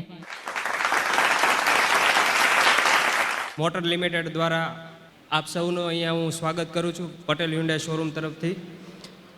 હ્યુન્ડાઈ વર્લ્ડની અંદર આપણે વાત કરીએ તો હ્યુન્ડાઈની બેઝિક ડિટેલ તમને શેર કરું છું અહીંયા આગળ. હ્યુન્ડાઈ જે છે એ ઓટો મેન્યુફેક્ચરિંગ કરે છે, જેમાં ઘણી બધી બ્રાન્ડ છે. એમાં સૌથી વિશ્વની યંગેસ્ટ બ્રાન્ડ છે જે 1967માં વર્લ્ડ વાઇડ લોન્ચ થઈ છે. હ્યુન્ડાઈ જે છે એ વર્લ્ડની ત્રીજી સૌથી લાર્જેસ્ટ મેન્યુફેક્ચરર ઉત્પાદન કરતી કંપની છે. હ્યુન્ડાઈના વર્લ્ડ વાઇડ તમે જોવો તો 182 દેશની અંદર હ્યુન્ડાઈ કંપની જે છે એ વેચાય છે. ઇન્ડિયાની અંદર સૌપ્રથમ 1996માં ચેન્નઈમાં પ્લાન્ટ સ્થાપ્યો હતો હ્યુન્ડાઈ કંપનીએ, જેમાં 1998થી પ્રોડક્શન જે છે એ શરૂ થઈ ગયું હતું. ટોટલ અત્યારે 25 વર્ષ કરતાં પણ વધારે સમય હ્યુન્ડાઈને થઈ ગયો છે. ઓટો મેન્યુફેક્ચરની અંદર ઇન્ડિયાની અંદર સૌથી બીજા નંબરની કંપની છે જે સૌથી વધારે કાર બનાવે છે અને ઇન્ડિયાથી એક્સપોર્ટ કરતી કાર મેન્યુફેક્ચરિંગ કંપની સૌથી નંબર 1 ઉપર છે અત્યારે. પહેલાં વ્હીકલ પરચેઝ કરવા માટે આપણે બધાને રૂરલ એરિયામાંથી સિટી તરફ જવું પડતું હતું. હવે એવું છે કે હ્યુન્ડાઈ જે છે એ ગ્રામ્ય લેવલે પહોંચવા માટે રૂરલ સેલ્સ આઉટલેટ ઓપન કરેલા છે. ત્યાં આગળ તમને સેલ્સ અને સર્વિસની સુવિધા પ્રોવાઈડ કરવામાં આવે છે. ટોટલ રૂરલ સેલ્સ આઉટલેટ 600 કરતાં પણ વધારે છે, જેના 97% કરતાં પણ વધારે ત્યાં આગળ સર્વિસ સેન્ટર પણ અવેલેબલ છે. એટલે હવે નવી ગાડી પરચેઝ કરવામાં અને એની આફ્ટર સેલ સર્વિસમાં કોઈ પણ પ્રકારની કાંઈ તકલીફ ના થાય એ બધું ધ્યાનમાં રાખીને રૂરલ સેલ્સ આઉટલેટ અત્યારે ઓપન કર્યા છે રૂરલમાં. આપણી પાસે પ્રોડક્ટ પોર્ટફોલિયોની વાત કરીએ તો ઘણી બધી મોડલ્સ અવેલેબલ છે, જેમાં હેચબેક સેગમેન્ટની વાત કરીએ તો ગ્રાન્ડ i10 નિયોસ અને ઓલ ન્યૂ i20 અવેલેબલ છે. i10 નિયોસની અંદર પેટ્રોલ અને સીએનજી વ્હીકલ પણ અવેલેબલ છે. ઓલ ન્યૂ i20ની અંદર પણ પેટ્રોલ અને ઓટોમેટિક મેન્યુઅલ અને ઓટોમેટિક ટ્રાન્સમિશન પણ અવેલેબલ છે. સિડાન સેગમેન્ટની વાત કરીએ તો હ્યુન્ડાઈ ઓરાક, મિડ સાઇઝ સિડાનની વાત કરીએ તો વર્ના વ્હીકલ જે પ્રીમિયમ લક્ઝરિયસ સિડાન કાર છે. પછી અત્યારે હાલમાં છે એસયુવીનું ચલણ સૌથી વધારે છે, જેમાં 100 ગાડીમાંથી લગભગ 42 ગાડી જેટલી જે છે એ એસયુવી સેગમેન્ટનું ચલણ છે. તો એને ધ્યાનમાં રાખીને હ્યુન્ડાઈ મોટર્સ પાસે ઘણી બધી એસયુવી વ્હીકલ જે છે એ અવેલેબલ છે, જેમાં વેન્યુ છે, ક્રેટા છે, ટ્યુસોન છે અને અલ્કાઝાર જેવી વ્હીકલ છે. અલ્કાઝાર જે છે એ 7 સીટર વ્હીકલની અંદર અવેલેબલ થઈ જાય છે અને વેન્યુ, ક્રેટા અને ટ્યુસોન જે છે એ આપણે મિડ સાઇઝ અને પ્રીમિયમ એસયુવી વ્હીકલ અવેલેબલ છે જે 5 સીટરની અંદર છે. એની સિવાય હ્યુન્ડાઈ જે છે એ અત્યારે ગ્રીન એનર્જીમાં સીએનજી વ્હીકલ પણ ગ્રાન્ડ i10 નિયો છે, ઓલ ન્યૂ i20 છે એમાં અવેલેબલ છે. અને ઇલેક્ટ્રોનિક વ્હીકલની અંદર પણ કોના કરીને છે અને એક આઇકોનિક છે, આ બંને વ્હીકલ જે છે એ અત્યારે હાલ અવેલેબલ છે.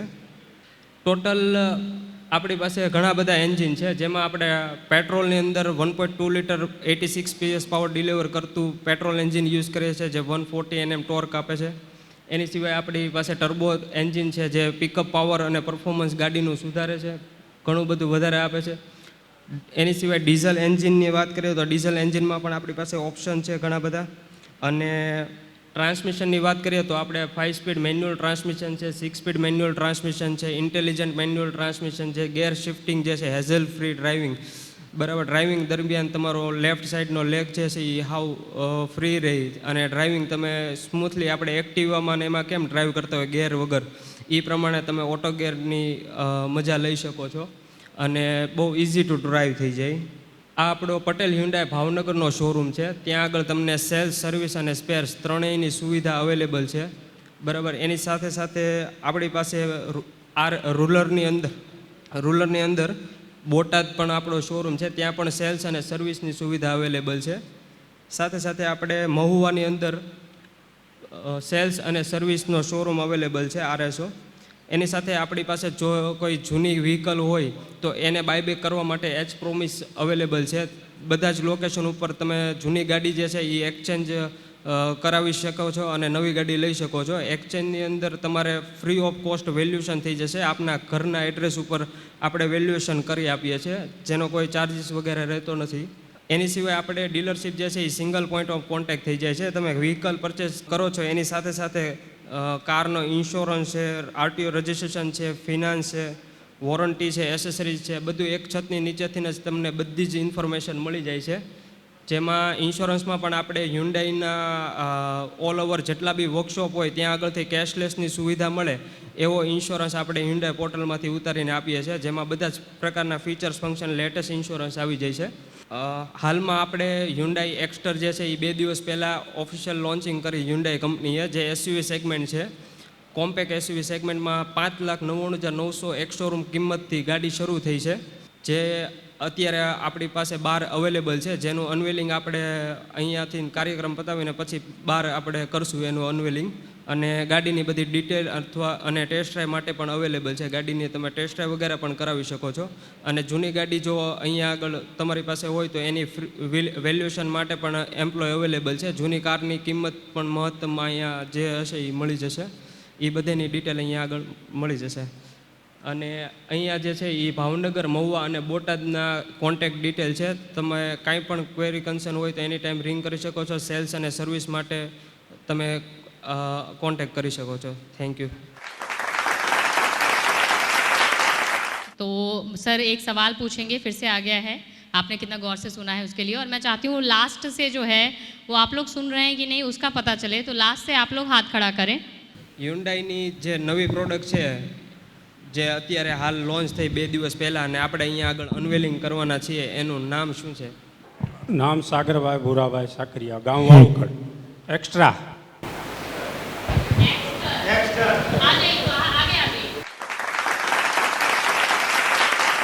तो हमारे साथ जो हमारे आज के लास्ट स्पीकर हैं आज के कार्यक्रम के लिए, आप लोगों का ज़्यादा समय ना लेते हुए निवेदन करना चाहूँगी कि सर आएँ. और सर शिव कथाकार भी हैं और साथ में असिस्टेंट डायरेक्टर एग्रीकल्चर भी है. सर का बहुत सहयोग रहा है इस कार्यक्रम को ऑर्गेनाइज करने में, और यहाँ पे आप लोग आए हैं तो सर का बहुत ज़्यादा सहयोग है. सर बहुत बहुत धन्यवाद आपके सहयोग के लिए. और मैं चाहूँगी कि आप हमारे दर्शकों को इम्पोर्टेंस ऑफ नेचुरल फार्मिंग के बारे में बताएं. श्री JB धन्यानी सर हैं. सर प्लीज़ आ जाइए स्टेज पे. Rural news network channel new Delhi, green TV, green channel तथा धानुका एग्रीटेक અને હુન્ડાઈ મોટર્સ સાથે અમારો જિલ્લા ખેતીવાડી વિભાગના સંયુક્ત ઉપક્રમે આયોજિત આ કૃષિ તાલીમમાં ઉપસ્થિત આપ સૌ ખેડૂત ભાઈઓ, ખૂબ સરસ મજાનો આ કાર્યક્રમ આપના માટે યોજવામાં આવ્યો છે. જ્યારે દિલ્હીથી મને કહેવામાં આવ્યું કે કાર્યક્રમ અમારે ભાવનગરની અંદર કરવો છે, એટલે મેં વિચાર કર્યો કે એવા ક્ષેત્રમાં કરીએ જ્યાં કપાસનો બેલ્ટ વધારે હોય. તો એવું વિચાર્યું કે ગારિયાધાર અને પાલીતાણાના કોઈ સેન્ટર પસંદ કરીએ. ત્યારે મને લાગ્યું કે આપણે વાળુકડ લોક વિદ્યાલય પસંદ કરીએ. એટલે હું મળવા માટે દાદાને મળવા આવ્યો, નાનો દાદા શિરોયા, કે મારે કાર્યક્રમ અમારા ખેતીવાડી વિભાગનો અહીં કરવો છે. એટલે દાદાએ મને એમ કહ્યું કે આ કેમ્પસ તમારું જ છે, કાર્યક્રમ કરો. એટલે આપણે તાળીના હર્ષનાથી એકવાર એમને વધાવી લઈએ. એવો સુંદર મજાનો સહકાર. માત્ર મેં ફોન ઉપર અમારે રાઘવ દાદાને વાત કરી, મને કે તમે આવો અને દાદા તમને ખૂબ સારો રિસ્પોન્સ આપશે, અને સરસ મજાની સુવિધા એમને કરી. એ બહાર હતા, લગભગ આજે 2 દિવસમાં 2000 કિલોમીટરનું અંતર કાપીને કાર્યક્રમ હાજર રહ્યા છે. માટે આપનો ખૂબ આભાર. લગભગ 86 વર્ષની ઉંમર છે, અને તેમ છતાં આવું સુંદર તંદુરસ્ત શરીર અને ગ્રામ્ય કક્ષે આવી સુંદર મજાની સંસ્થાનું સંચાલન કરવું એ ખૂબ કઠિન વાત છે. સંચાલનની સાથે સાથે આર્થિક સહયોગ મેળવી અને જ્યારે ગામડા ભાંગી રહ્યા છે અને ત્યારે આ સંસ્થાને ઊભી રાખવી એ પણ એક ખૂબ મોટી ચેલેન્જ છે. અને ખૂબ સારું મજાનું આ વાલુકડ ગામનું નામ સમગ્ર ભારતની અંદર એમણે રોશન કર્યું છે, એક ગ્રામ્ય વિદ્યાપીઠથી. ખૂબ સરસ મજાનો જ્યારે કાર્યક્રમ છે ત્યારે આપણે પ્રાકૃતિક કૃષિ વિશે વાત કરવી છે. વર્ષો પહેલાં આપણા બાપ દાદાઓ જે ખેતી કરતા હતા એ જ ખેતી, એનું નામ પ્રાકૃતિક ખેતી. એનો અર્થ એટલો જ થાય છે કે પ્રકૃતિના જે મૂળભૂત સિદ્ધાંતો છે એ સિદ્ધાંતોને આધારે દેશી ગાય અથવા ગીર ગાયના ગોબર અને ગૌમૂત્રમાંથી ખેતી કરવામાં આવે એને પ્રાકૃતિક ખેતી કહેવાય. તો આ ખેતી આપણી 3 પેઢી પહેલાં થતી જ હતી, નથી થતી એમ નહીં. પણ બીજી હરિયાળી ક્રાંતિ આવી, આર્થિક સહયોગ વધારે લેવા માટે, સંપત્તિ વધારે પ્રાપ્ત કરવા માટે વિજ્ઞાને ટેકનોલોજીનો ઉપયોગ કરી જંતુનાશક દવાઓ બનાવી, રાસાયણિક ખાતરો બનાવ્યા, નિંદામણનાશક દવાઓ બનાવી. પરિણામ સ્વરૂપે જીવાતોનું નિયંત્રણથી ઉત્પાદન વધારે આવ્યું. પણ જ્યારે આનું સંશોધન થયું ત્યારે એ વૈજ્ઞાનિકને ખબર ન હતી કે મારા સંશોધનની આટલી મોટી આડઅસર થશે. રાસાયણિક ખેતીની, રાસાયણિક ખાતરની જેણે શોધ કરી એ વ્યક્તિ જ્યારે મરણ પથારી પર હતો ત્યારે એણે દુનિયાની માફી માગી કે મારી જિંદગીમાં જો કોઈ મોટામાં મોટી ભૂલ થઈ હોય તો મેં રાસાયણિક ખાતરની શોધ કરી છે અને હું આજે પસ્તાવું છું. અને એના કારણે એને એવું કહ્યું કે મારા ધરતી ઉપર વારંવાર જન્મ લેવો પડશે, કારણ કે મારા જેવું પાપ કર્મ ધરતી પર કોઈએ નહીં કર્યું હોય. આવો વ્યક્તિ પસ્તાણો પોતાની અંતિમ પથારી ઉપર, કારણ કે રાસાયણિક ખાતરોની જે અસરો એને જોઈ ત્યારે એને સમજાણું કે આ મારી ભૂલ એક ખોટી થઈ ગઈ છે. એટલું જ નહીં, જંતુનાશક દવાની શોધ કરનાર વ્યક્તિ પણ પસ્તાણો. તો આ શા માટે થયું? પ્રાકૃતિક ખેતી શું કામ, શા માટે, શેની જરૂર છે? અત્યારે આપણા ભારત દેશના વડાપ્રધાન માનનીય નરેન્દ્રભાઈ મોદી સાહેબ તથા ગુજરાત રાજ્યના મુખ્યમંત્રી પટેલ સાહેબ અને આપણા રાજ્યના મહામહિમ રાજ્યપાલ આચાર્ય દેવવ્રતજી આ પ્રાકૃતિક ખેતીને આગળ વધારવા માટેની નેમ લીધી છે. આચાર્ય દેવવ્રતજી તો એવું કહ્યું છે કે મારો સંકલ્પ છે કે ગુજરાતને ઝેર મુક્ત બનાવવું છે અને એના પ્રયાસો આજે કરી રહ્યા છે.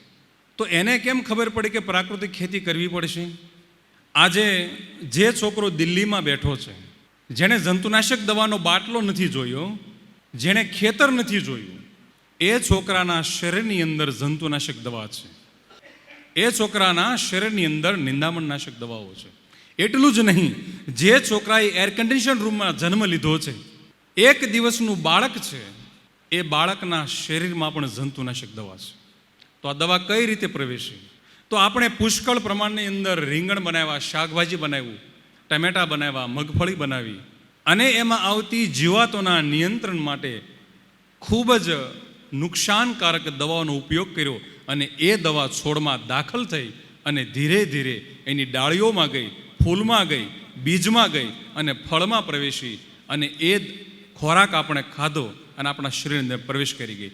અને પરિણામ સ્વરૂપે આજે કેન્સર, ડાયાબિટીસ, સાંધાના દુખાવા, જ્ઞાનતંતુના દુખાવા, મુશ્કેલીઓ, આ બધી જ જે કાંઈ સમસ્યાઓ નિર્માણ થઈ છે એ જંતુનાશક દવાને કારણે થઈ છે. આ સમજણ ખ્યાલમાં આવ્યું અને ત્યારે વિચાર કર્યો કે હવે આપણે ઝેર મુક્ત ખેતી કરવી જોઈશે. આપણે ત્યાં આંબલા, રામધરી, કૃષ્ણપરામાં પુષ્કળ રીંગણી થતી હતી અને પુષ્કળ પ્રમાણમાં દવાના છંટકાવ થતા હતા. ખેડૂતો સવારમાં કરે, સાંજે કરે. એ રીંગણ ઉતારી લીધા, એ રીંગણની ગાંસડી બની ગઈ. વળતે દિવસે સવારે ભાવનગર માર્કેટ યાર્ડમાં જાય, રાજકોટ માર્કેટમાં જાય કે અમદાવાદ માર્કેટમાં જાય. સવારમાં એમની હરાજી થાય, મોટા વેપારીઓ ખરીદી કરે, બપોર પછી નાના વેપારીઓ એ શાકભાજી લઈ જાય અને વળતે દિવસે સોસાયટીની અંદર એ શાકભાજી આવી જાય અને ચોથા દિવસે તો આપણે ખાઈ જઈએ છીએ. હવે ભારે જંતુનાશક દવાઓ એક વખત તમે છંટકાવ કરો તો 15 દિવસ સુધી છોડમાં રહે છે. 15 દિવસ સુધી એ દવા એમાંથી છૂટી પડતી નથી. તો ત્રીજા દિવસે એ દવા આપણા શરીરની અંદર પ્રવેશ કરી ગઈ અને પરિણામ સ્વરૂપે આ રોગ ઊભા થયા છે. હમણાં જૂનાપાદર હું ગયો હતો, જેસર તાલુકાનું જૂનાપાદર ગામ. ભાવનગરની અંદર સૌથી વધારે રીંગણીનું ઉત્પાદન થાય છે. એટલે હું એક અભ્યાસ માટે ગયા અને અભ્યાસ કરીને જાણવા મળ્યું કે 35થી વધારે કેન્સરના દર્દી જેસરના જૂનાપાદરમાં છે. અને આનું તારણ મળ્યું કે રીંગણીની અંદર જે જંતુનાશક દવા છાંટવામાં આવે છે એનું પરિણામ છે. સમજાવવા ખેડૂતોને મળ્યા કે આ બંધ કરો. જો આ બંધ નહીં કરીએ, આપણે આડેધડ જંતુનાશક દવાનો ઉપયોગ કરતા રહીશું તો એક દિવસ એવો આવશે, એક ગામની અંદર 100 થી 200 વ્યક્તિ કેન્સરવાળા હશે.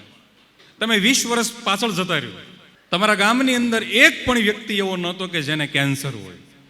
અને આજે દ્રષ્ટિ કરો, કોઈ વ્યક્તિને એમ થાય કે આને ગાંઠ નીકળી છે, બસ રિપોર્ટ કરેલે કેન્સર નહીં આવે. તમાકુ અને પાન માવા ખાવાથી જે કેન્સર થાય છે એના કરતાં વિશેષ આજે જંતુનાશક દવાવાળા શાકભાજી ખાવાથી થાય છે. એનું નિયંત્રણ આપણે લાવવું જરૂરી છે. અને ત્યારે અમે અનેક ખેડૂતોને સમજાવ્યું કે આ પ્રયોગ હવે કરવા જેવો છે. પ્રાકૃતિક ખેતી તરફ મારે ને તમારે વળવું પડશે, નહીતર આ શરીર હવે કામ નહીં આપે. આપણા વડવાઓ ખેતરમાં દોડતા દોડતા એક ભેલી ગોળ ખાઈ જતા, હા એ નો ચડતો એમ. 2 બળદની પાછળ 3જો બળદ થઈને ખેતી કરેલી છે, છતાં સાંધાના દુખાવ એના નહોતા થયા. પણ એ સમય જતો રહ્યો, મિડલ એજ શરૂ થઈ, જંતુનાશક દવાવાળો આહાર શરૂ થયો અને મારું ને તમારું શરીર ખોખલું થવા લાગ્યું. આજે એક પણ ઘર એવું નથી કે જ્યાં દવાનો ઉપયોગ નહીં થતો હોય.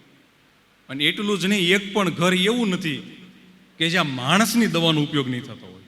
દવાની બાટલીઓ પડી હોય, ટેબ્લેટો પડી હોય, પુષ્કળ પ્રમાણમાં છે. અને જો આ શરૂ રહેશે તો મને એવું લાગે છે કે આવનારા દિવસોમાં અનાજની કોઠી ભરેલી પડી રહેશે અને મારે ને તમારે ટીકડી લઈને જીવવું પડશે. આ સમય દૂર નથી, નજીક આવી ગયો છે. આ દેશની અંદર એક વ્યક્તિનું આયુષ્ય 100 વર્ષ હતું, આજે એવરેજ 60 વર્ષ થઈ ગયું છે. અને આ દવાઓની આડઅસરને કારણે આજે 12 વર્ષના બાળકને હૃદય રોગનો હુમલો આવવાનો શરૂ થઈ ગયો છે. આ બધા જ પરિણામો એ છે, બીજા કોઈ નથી. અને ત્યારે આપણા દેશના વડાપ્રધાને નક્કી કર્યું કે આ બધી જ અસરો આ જંતુનાશક દવાઓની છે અને દેશને પણ ઝેર મુક્ત કરવાનું અભિયાન માનનીય વડાપ્રધાન નરેન્દ્ર મોદી સાહેબ કરી રહ્યા છે. અને એનું પ્રથમ સ્વપ્ન આપણા ગુજરાતની અંદર આપણા રાજ્યના મહામહિમ રાજ્યપાલ આચાર્ય દેવવ્રતજીએ એક ધુરા હાથમાં લીધી છે કે સૌ પ્રથમ ગુજરાતને અમે સંપૂર્ણ ઝેર મુક્ત કરીશું. અને એટલે આજે અમે 2 મહિનાથી સમગ્ર ગામની અંદર પ્રાકૃતિક કૃષિની એક શિબિર કરી રહ્યા છીએ. ભારત દેશ આઝાદ થયોના 75 વર્ષ પરિપૂર્ણ થયા છે. તો 75 વર્ષના ભાગરૂપે એક અમૃત મહોત્સવ ઉજવવા જઈ રહી છે જ્યારે ભારત સરકાર, ત્યારે દરેક ગામની અંદર 75 ખેડૂતો એવા તૈયાર થાય એ ઝેર મુક્ત ખેતી કરે, પ્રાકૃતિક ખેતી કરે. એક અભિયાન ચાલી રહ્યું છે અને અભિયાનમાં આપણે બધાએ સહયોગ આપવાનો છે. કારણ કે જો આપણે આનો સહયોગ નહીં કરીએ તો એક દિવસ જરૂર આપણી પેઢી છે એ લુપ્ત થઈ જવાના રહેશે. હમણાં મેડિકલ સાયન્સે એક રિપોર્ટ આપ્યો કે 100 વ્યક્તિના લગ્ન થાય છે, એમાંથી 40 વ્યક્તિને સંતાન નથી થતા. આનું મુખ્ય કારણ જંતુનાશક દવા જોવા મળે. એટલું જ નહીં, 2018ની અંદર ભાવનગરની સિવિલ હોસ્પિટલમાં અમે મેડિકલ સાયન્સના ડૉક્ટરોને સાથે રહી અને એક પૃથ્થકરણ કર્યું. હું છેલ્લા 7 વર્ષથી ભાવનગરમાં મદનીશ ખેતી નિયામક તરીકે નોકરી કરું છું, ત્યારે અમે સિવિલ હોસ્પિટલના ડૉક્ટરને સાથે લઈને એક એવો પ્રયોગ કરાવેલો. 5 માતાઓનું દૂધ લીધું, જેને બાળકને જન્મ આપ્યો છે અને 5-10 દિવસ થયા છે, એવી માતાઓને જઈ અને મેં વિનંતી કરી કે અમારે 10 મિલી આપનું દૂધ જોઈતું છે, જો આપ અમને આપો તો. એ 5 માતાઓએ અમને દૂધ આપ્યું અને દૂધની લેબોરેટરી કરી તો દૂધમાં મોનોકોટોફોસ દવા નીકળી. તમે વિચાર કરો, એટલી બધી જંતુનાશક દવાનો ઉપયોગ થયો છે. એ દવા આજે માતાના દૂધમાં પણ પ્રવેશ કરી ગઈ છે. બાળક જન્મે ત્યાંથી ઝેર પીવે છે. આને નાબૂદ કરવું આપણે જરૂરી છે. આપણે પુષ્કળ પ્રમાણમાં શાકભાજી ખાઈએ છીએ. તમે પુષ્કળ પ્રમાણમાં સફરજન ખાઓ છો, પણ એ સફરજનની અંદર ખૂબ ભયંકર ફૂગનાશક દવાઓ વપરાય છે. તમને ડૉક્ટર એમ કહે કે ફળ ખાઓ, શાકભાજી ખાઓ. હું એમ કહું છું કે અત્યારે જો ફળ અને શાકભાજી વધારે ખાશો તો બીમાર પડશો. એની કરતાં છાશનો રોટલો ખાઓ તો તંદુરસ્ત રહેશો. આપણા મજૂરોના બાળકો, દૂધ નથી મળતું. ફળની વાત તો એક બાજુ રહી, સફરજન તો જોયું નહીં હોય.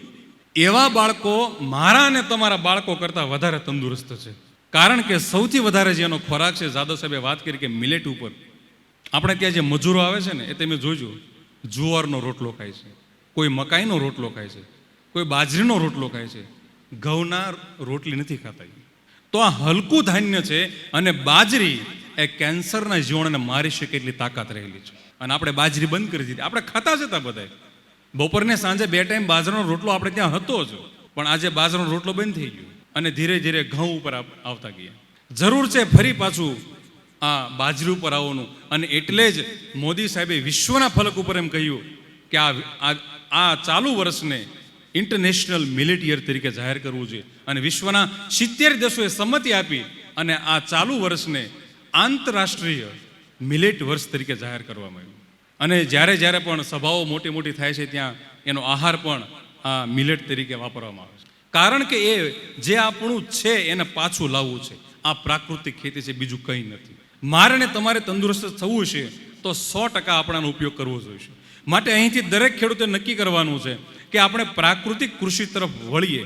તમારી પાસે 10 વીઘા જમીન છે તો 10 વીઘામાં અમે નથી કહેતા માત્ર 1 વીઘામાં પ્રાકૃતિક ખેતી કરો, 9 વીઘામાં દવાના છંટકાવ કરો. તમે કપાસની ખેતીમાં કરો તો કોઈ વાંધો નથી, કપાસમાં તમે છાંટો. કારણ કે એક સાથે જો બધાને એમ કહીશું કે તમે દવા બંધ કરી દો તો કદાચ પરિણામો સારા ન પણ મળી શકે, કારણ કે ઉત્પાદન ખૂબ ઓછું આવી જાય. પણ શરૂઆત 1 વીઘાથી કરવી છે. કારણ કે આપણે કોઈને પાન માવનું વ્યસન કરાવું તો પહેલાં કોરી સોપારીનો ટુકડો આપવો પડે, પછી ધીરે 2-3 ટુકડા આપવા જોઈએ અને પછી પલાળેલો ટુકડો આપવા મળીએ. એક સમય એવો આવે કે એ જ તમને પછી માવો ખવડાવી આપો. તો આ શરૂઆત કરવાની છે. જ્યારે શરૂઆતની અંદર ઉરિયા આવ્યું, ડીએપી આવ્યું, ત્યારે સરકાર 500 ગ્રામ જોખીને ખેડૂતોને આપતા હતા કે હવે આનો તમે ઉપયોગ કરો. આજે એ જ સરકાર એવું નક્કી કર્યું કે આને બંધ કરાવો, કારણ કે એના માઠા પરિણામો માનવ સમાજમાં જોવા મળ્યા, પર્યાવરણમાં જોવા મળ્યા. તો આ પ્રાકૃતિક કૃષિ એ 1 વીઘામાં ન થાય તો અડધા વીઘામાં કરો. એમાં માત્ર ને માત્ર આપણે ઘર માટે જે શાકભાજી કરીએ છીએ, જે કઠોળ કરીએ છીએ, જે અનાજ કરીએ છીએ, એ દવા વગરનું તૈયાર કરો. આજે જંતુનાશક દવા વગરનું જે અનાજ પાકે છે, જે ફળ અને શાકભાજી પાકે છે, એની સૌથી વધારે ડિમાન્ડ છે. ત્યારે આમાં ઘણા ખેડૂતો કરી રહ્યા છે. આ આકોલાના ઈશ્વરભાઈ છે, આ ગુજરાતી ભાઈ છે, ઘણા બધા એવા ખેડૂતો છે કે આ પિથલપુરથી તુલસીભાઈ છે. તો આવા અનેક ખેડૂતો અમારા સંપર્કમાં આવ્યા અને ત્યારે જાણવા મળ્યું કે નહીં, ખરેખર આ ખેતીથી ફાયદો થઈ રહ્યો છે. આરોગ્યને ફાયદો છે, આર્થિક રીતે પણ ફાયદો છે. સુરતની અંદર ગોપીન ગામમાં એક ફૂડ એક્સપોનું આયોજન થયું હતું. તો એની અંદર પુષ્કળ પ્રમાણની અંદર લોકોએ જંતુનાશક દવા વગર જે શાકભાજી બનાવ્યું હતું, અનાજ બનાવ્યું હતું, એની ખરીદીની ડિમાન્ડ ઊભી થઈ હતી. અને અનેક ખેડૂતો આપણા ભાવનગરથી વેચવા ગયા હતા અને ગુજરાતમાંથી તો અનેક ખેડૂતો આવ્યા હતા. તો આવનારા સમયની જરૂર છે. હું અને તમે સવારે સૂર્ય ઉગે ને સૂર્ય આથમે ત્યાં 5,000 રૂપિયા કમાઈ શકશું, પણ સારું ખાઈ નહીં શકીએ. આપણા ઋષિમુનિઓ કહીને થાકી ગયા કે પહેલું સુખ તે જાતે નિર્યા. માટે શરીરની તંદુરસ્તી માટે આવશ્યક છે કે આપણે પ્રાકૃતિક કૃષિ તરફ વળવું જોઈશે. અને એ એક નવતર અભિગમ નથી, પરંપરાગત અભિગમ છે. વર્ષો પહેલા જે હતો એને લાવવો છે. અડધા વીઘાની અંદર તમે જે ઉપયોગ કરો ખેતીમાં, એ માત્ર ને માત્ર પ્રકૃતિ દ્વારા જે ઉત્પન્ન થાય છે. અને એમાંય ખાસ દેશી ગાયને જો ગીર ગાય હોય તો એનું ગૌમૂત્ર અને એનું ગોબર, એનું છાણ એ ઉત્તમમાં ઉત્તમ કામ કરે છે. ગૌમૂત્રની અંદર પણ કેટલી તાકાત છે.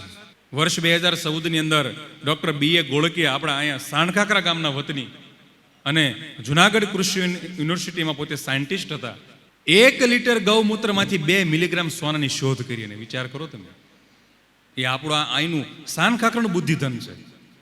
વિશ્વને બતાવી દીધું કે ગૌમૂત્રની શું તાકાત છે. એટલું જ નહીં, 1 ગ્રામ ગાયના છાણમાં 1 કરોડ સૂક્ષ્મ જીવાણુઓ છે. અને લક્ષ્મીજી ત્યારે જ એમાં નિવાસ કર્યો. ગાયના ગોબરમાં લક્ષ્મીજી નિવાસ કરે છે, ગૌમૂત્રની અંદર ધન્વંતરી દેવ નિવાસ કરે છે. 33 કરોડ દેવી દેવતા ગાયમાં નિવાસ એટલે કરે છે કે આનું કણે કણ પવિત્ર છે, પાવન છે. અને એટલે જ આપણી સંસ્કૃતિ ગાયને મા તરીકે સ્વીકારી છે. આપણે શરૂઆતમાં ગાય રાખતા જ હતા, ધીરે ધીરે પણ અગવડતાઓ આવી.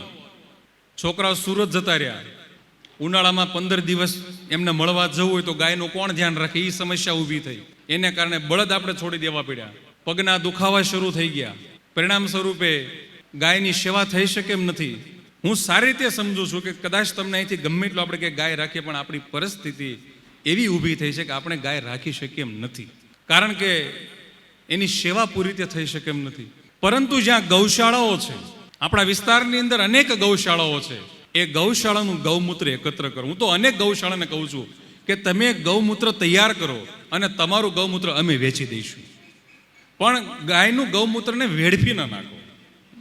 આપણા દેશની અંદર આપણા ગુજરાતમાં જ ગણો કે એટલી બધી ગૌશાળા છે, લોકો પાસેથી દાન લઈએ આપણે, પણ ગાય જે ગૌમૂત્ર આપે છે એની કિંમત આપણે ભૂલી ગયા છીએ.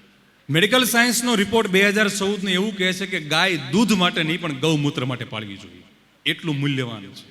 તો ગૌશાળામાં જે ગૌમૂત્ર છે એને તમે લ્યો, કલેક્ટ કરો અને તમે જીવામૃત બનાવો. ડીએપી અને ઉરિયા જે કામ આપશે એના કરતાં વિશેષ કામ જીવામૃત આપશે. તો જીવામૃત કેવી રીતે બનાવવાનું?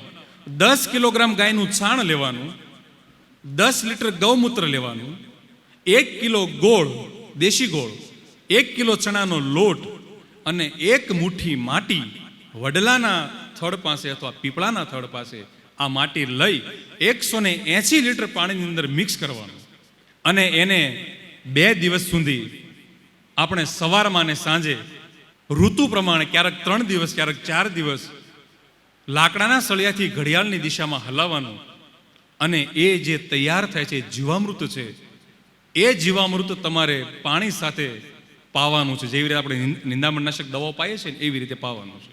અને એ રીતે તમે ઉપયોગ કરશો તો ડીએપી, ઉરિયા અને પોટાશ કરતાં પણ શ્રેષ્ઠ પરિણામો મળ્યા છે. આ ઘણા ખેડૂતોને મળેલા છે. આમાં કોણ ખેડૂતો વાપરે છે જીવામૃત? ઘણા ખેડૂતો વાપરે છે ને વાપરી રહ્યા છે. થોડુંક મજૂરીવાળી ખેતી છે. આ જાતે કરવું તો શક્ય છે, બાકી તમે ભાગ્યાને એમ કહેશો કે આ તમે કરો તો ભાગ્યા નહીં કરે. ભાગ્યા તો એમ જ કહેશે શેઠ ઉરિયાની થેલી લઈ આવો, બસ દવાનો બાટલો લઈ આવો. ભાગ્યા તો એવી જ રીતે વાત કરશે. તો આ જીવામૃતનો ઉપયોગ કરવો. સાથે સાથે ઘન જીવામૃત છે જે આપણે ઉનાળામાં ખેડ કરી અને ત્યાર પછી જે ડીએપી વાવીએ છીએ એવી રીતે ઘન જીવામૃત વાવવા જેવું છે. 200 કિલોગ્રામ દેશી ગળી ગયેલું છાણિયું ખાતર અને એમાં 20 લીટર જે આપણે જીવામૃત બનાવ્યું છે એને મિક્સ કરી 2 દિવસ પાતળું સ્તર બનાવી અને સૂકવી દઈએ અને ત્યાર પછી તમે એને વીઘે જેમ ખાતર વાવો એવી રીતે વાવી દો તો પણ એ શ્રેષ્ઠ કામ કરે છે. તો આવા તો અનેક આયામો છે. દરેક આયામો સમય અભાવત આપણે વાત નથી કરતા, પણ અહીંથી એક જરૂર હાકલ છે કે આપણે પ્રાકૃતિક ખેતી તરફ વળવું જોઈશે. આજે હું તમને કહું છું ત્યારે નહીં વળીએ, પણ જ્યારે શરીરમાં તકલીફો થશે ને ત્યારે વળીશું. આજે સુરતની અંદર ઘણી વખત અમે જઈએ અને એક સેમિનાર પણ કરીએ છીએ.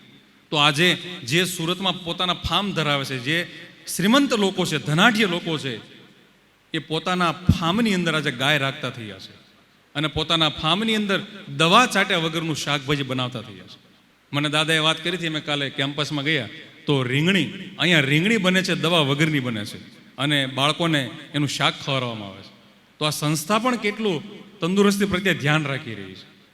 માટે જરૂર એક પ્રયાસ આપણે કરવો છે અને તમને આમાં સફળતા મળે તો જ આગળ ચાલવાનું.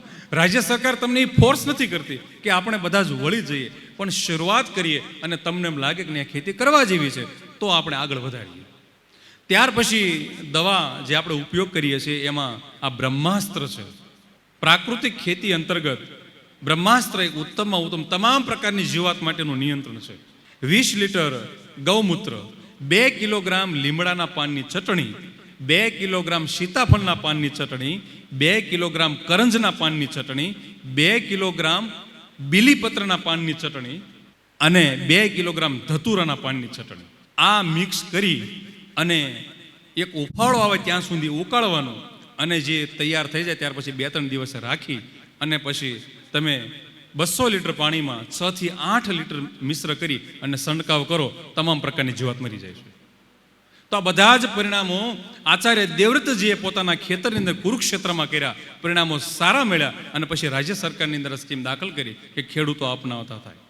પણ જો જે આ બધી વાતો એવી છે અત્યારે કોઈ નહીં અપનાવે. મને વિશ્વાસ છે કે જ્યારે 1 વીઘો જમીન વધશે ને માથા દીઠ ત્યારે પ્રાકૃતિક ખેતી અપનાવશું, ત્યાં સુધી નહીં અપનાવીએ.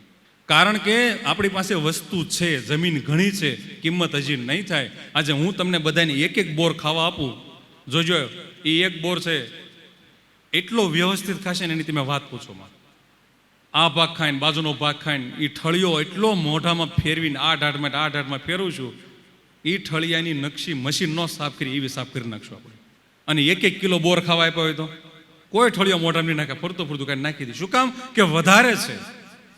જ્યારે ઉણપ આવે ત્યારે જ વસ્તુની કિંમત થાય છે, એ પહેલાં ક્યારેય થતી નથી. મા બાપ જીવતા હોય ત્યારે પ્રેમથી વાતચીત ન કરી હોય, સારી રીતે કામકાજ ન કર્યું હોય, બેઠા ન હોય, જ્યાં જવું ત્યાં ન લઈ ગયા હોય અને એ ગુજરી જાય, પછી આપણે 2 બાય 2 ફૂટનો ફોટો બનાવી અને બેઠક રૂમમાં લગાડીને અગરબત્તી દીવાબત્તી કરીએ તો આ શું થયું? ગયા પછી કિંમત થઈ ને. તો હયાતમાં અને જે વસ્તુ વધારે છે એની કિંમત આપણને થતી નથી. પણ આની એક હાકલ છે, આપણે જરૂર પ્રાકૃતિક ખેતી તરફ વળવું જોઈશે. આપણે સૌ સહિયારો પ્રયાસ કરીએ.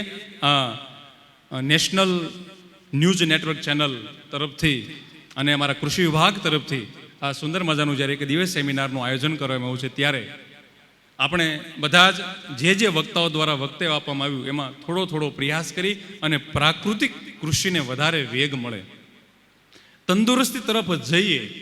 આપણી પેઢીને જો બળવાન કરવી હશે તો જરૂર આના તરફ વળવું જોઈશે. એવા એક પ્રયાસ કરી અને રાજ્ય સરકાર જે આ કાર્ય તરફ આગળ વધી રહી છે એમાં આપણે બધા જ ખેડૂતો સાથે મળી અને ભારત સરકાર આઝાદ થયાના 75 વર્ષની જ્યારે ઉજવણી થવા જઈ રહી છે, એમાં દરેક ગામની અંદર આપણે 75 ખેડૂતો આ પ્રાકૃતિક કૃષિની સહમતિ દર્શાવે એવા સૌ પ્રયાસો કરીએ.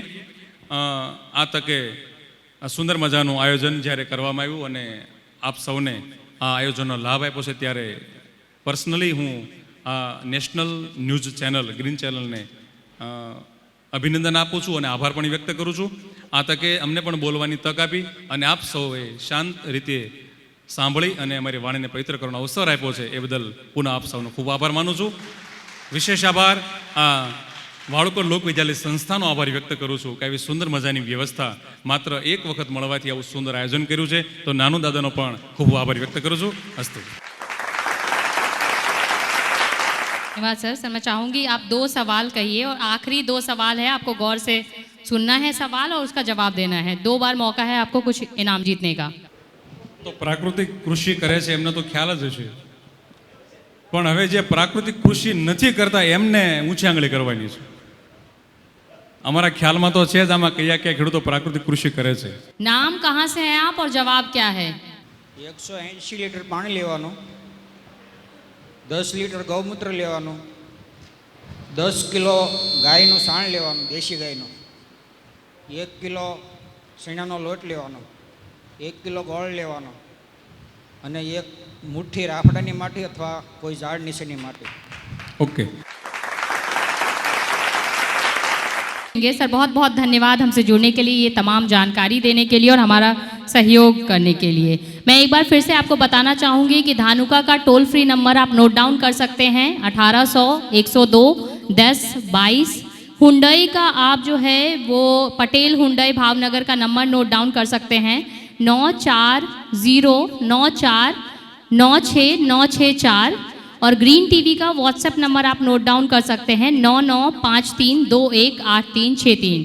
तो अभी हम प्रगतिशील किसानों को सर्टिफिकेट देंगे और वो देने के लिए मैं यहाँ पे हमारे जितने भी एक्सपर्ट हैं मैं उनसे निवेदन करना चाहूँगी कि आप लोग स्टेज पे आ जाएं. तो सबसे पहला नाम है अशोक भाई रत्ना भाई गोयानी जी, दूसरे हैं हमारे धीरू भाई नरन भाई जी, रमेश भाई बाला भाई जी, रामजी भाई प्रेमजी भाई जी, धीरू भाई बालू भाई जी, हार्दिक भाई दलराब भाई जी, धनजी भाई ओढ़ा भाई जी, मनसुख भाई गोविंद भाई जी, डनसंग भाई बनसंग भाई राठौर जी, वीनू भाई हरि भाई जी, बाबू भाई राघव भाई गोटी जी, चगन भाई हीरा जी भाई, घनश्याम भाई गोविंद भाई पलमार सर, संजय भाई करशन भाई, मंजी भाई समजी भाई.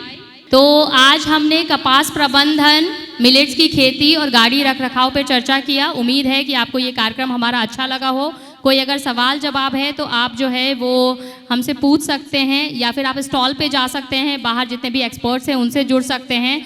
तो फिलहाल के लिए बस इतना ही. आप बने रहिए हमारे साथ और देखते रहिए ग्रीन टीवी. नमस्ते.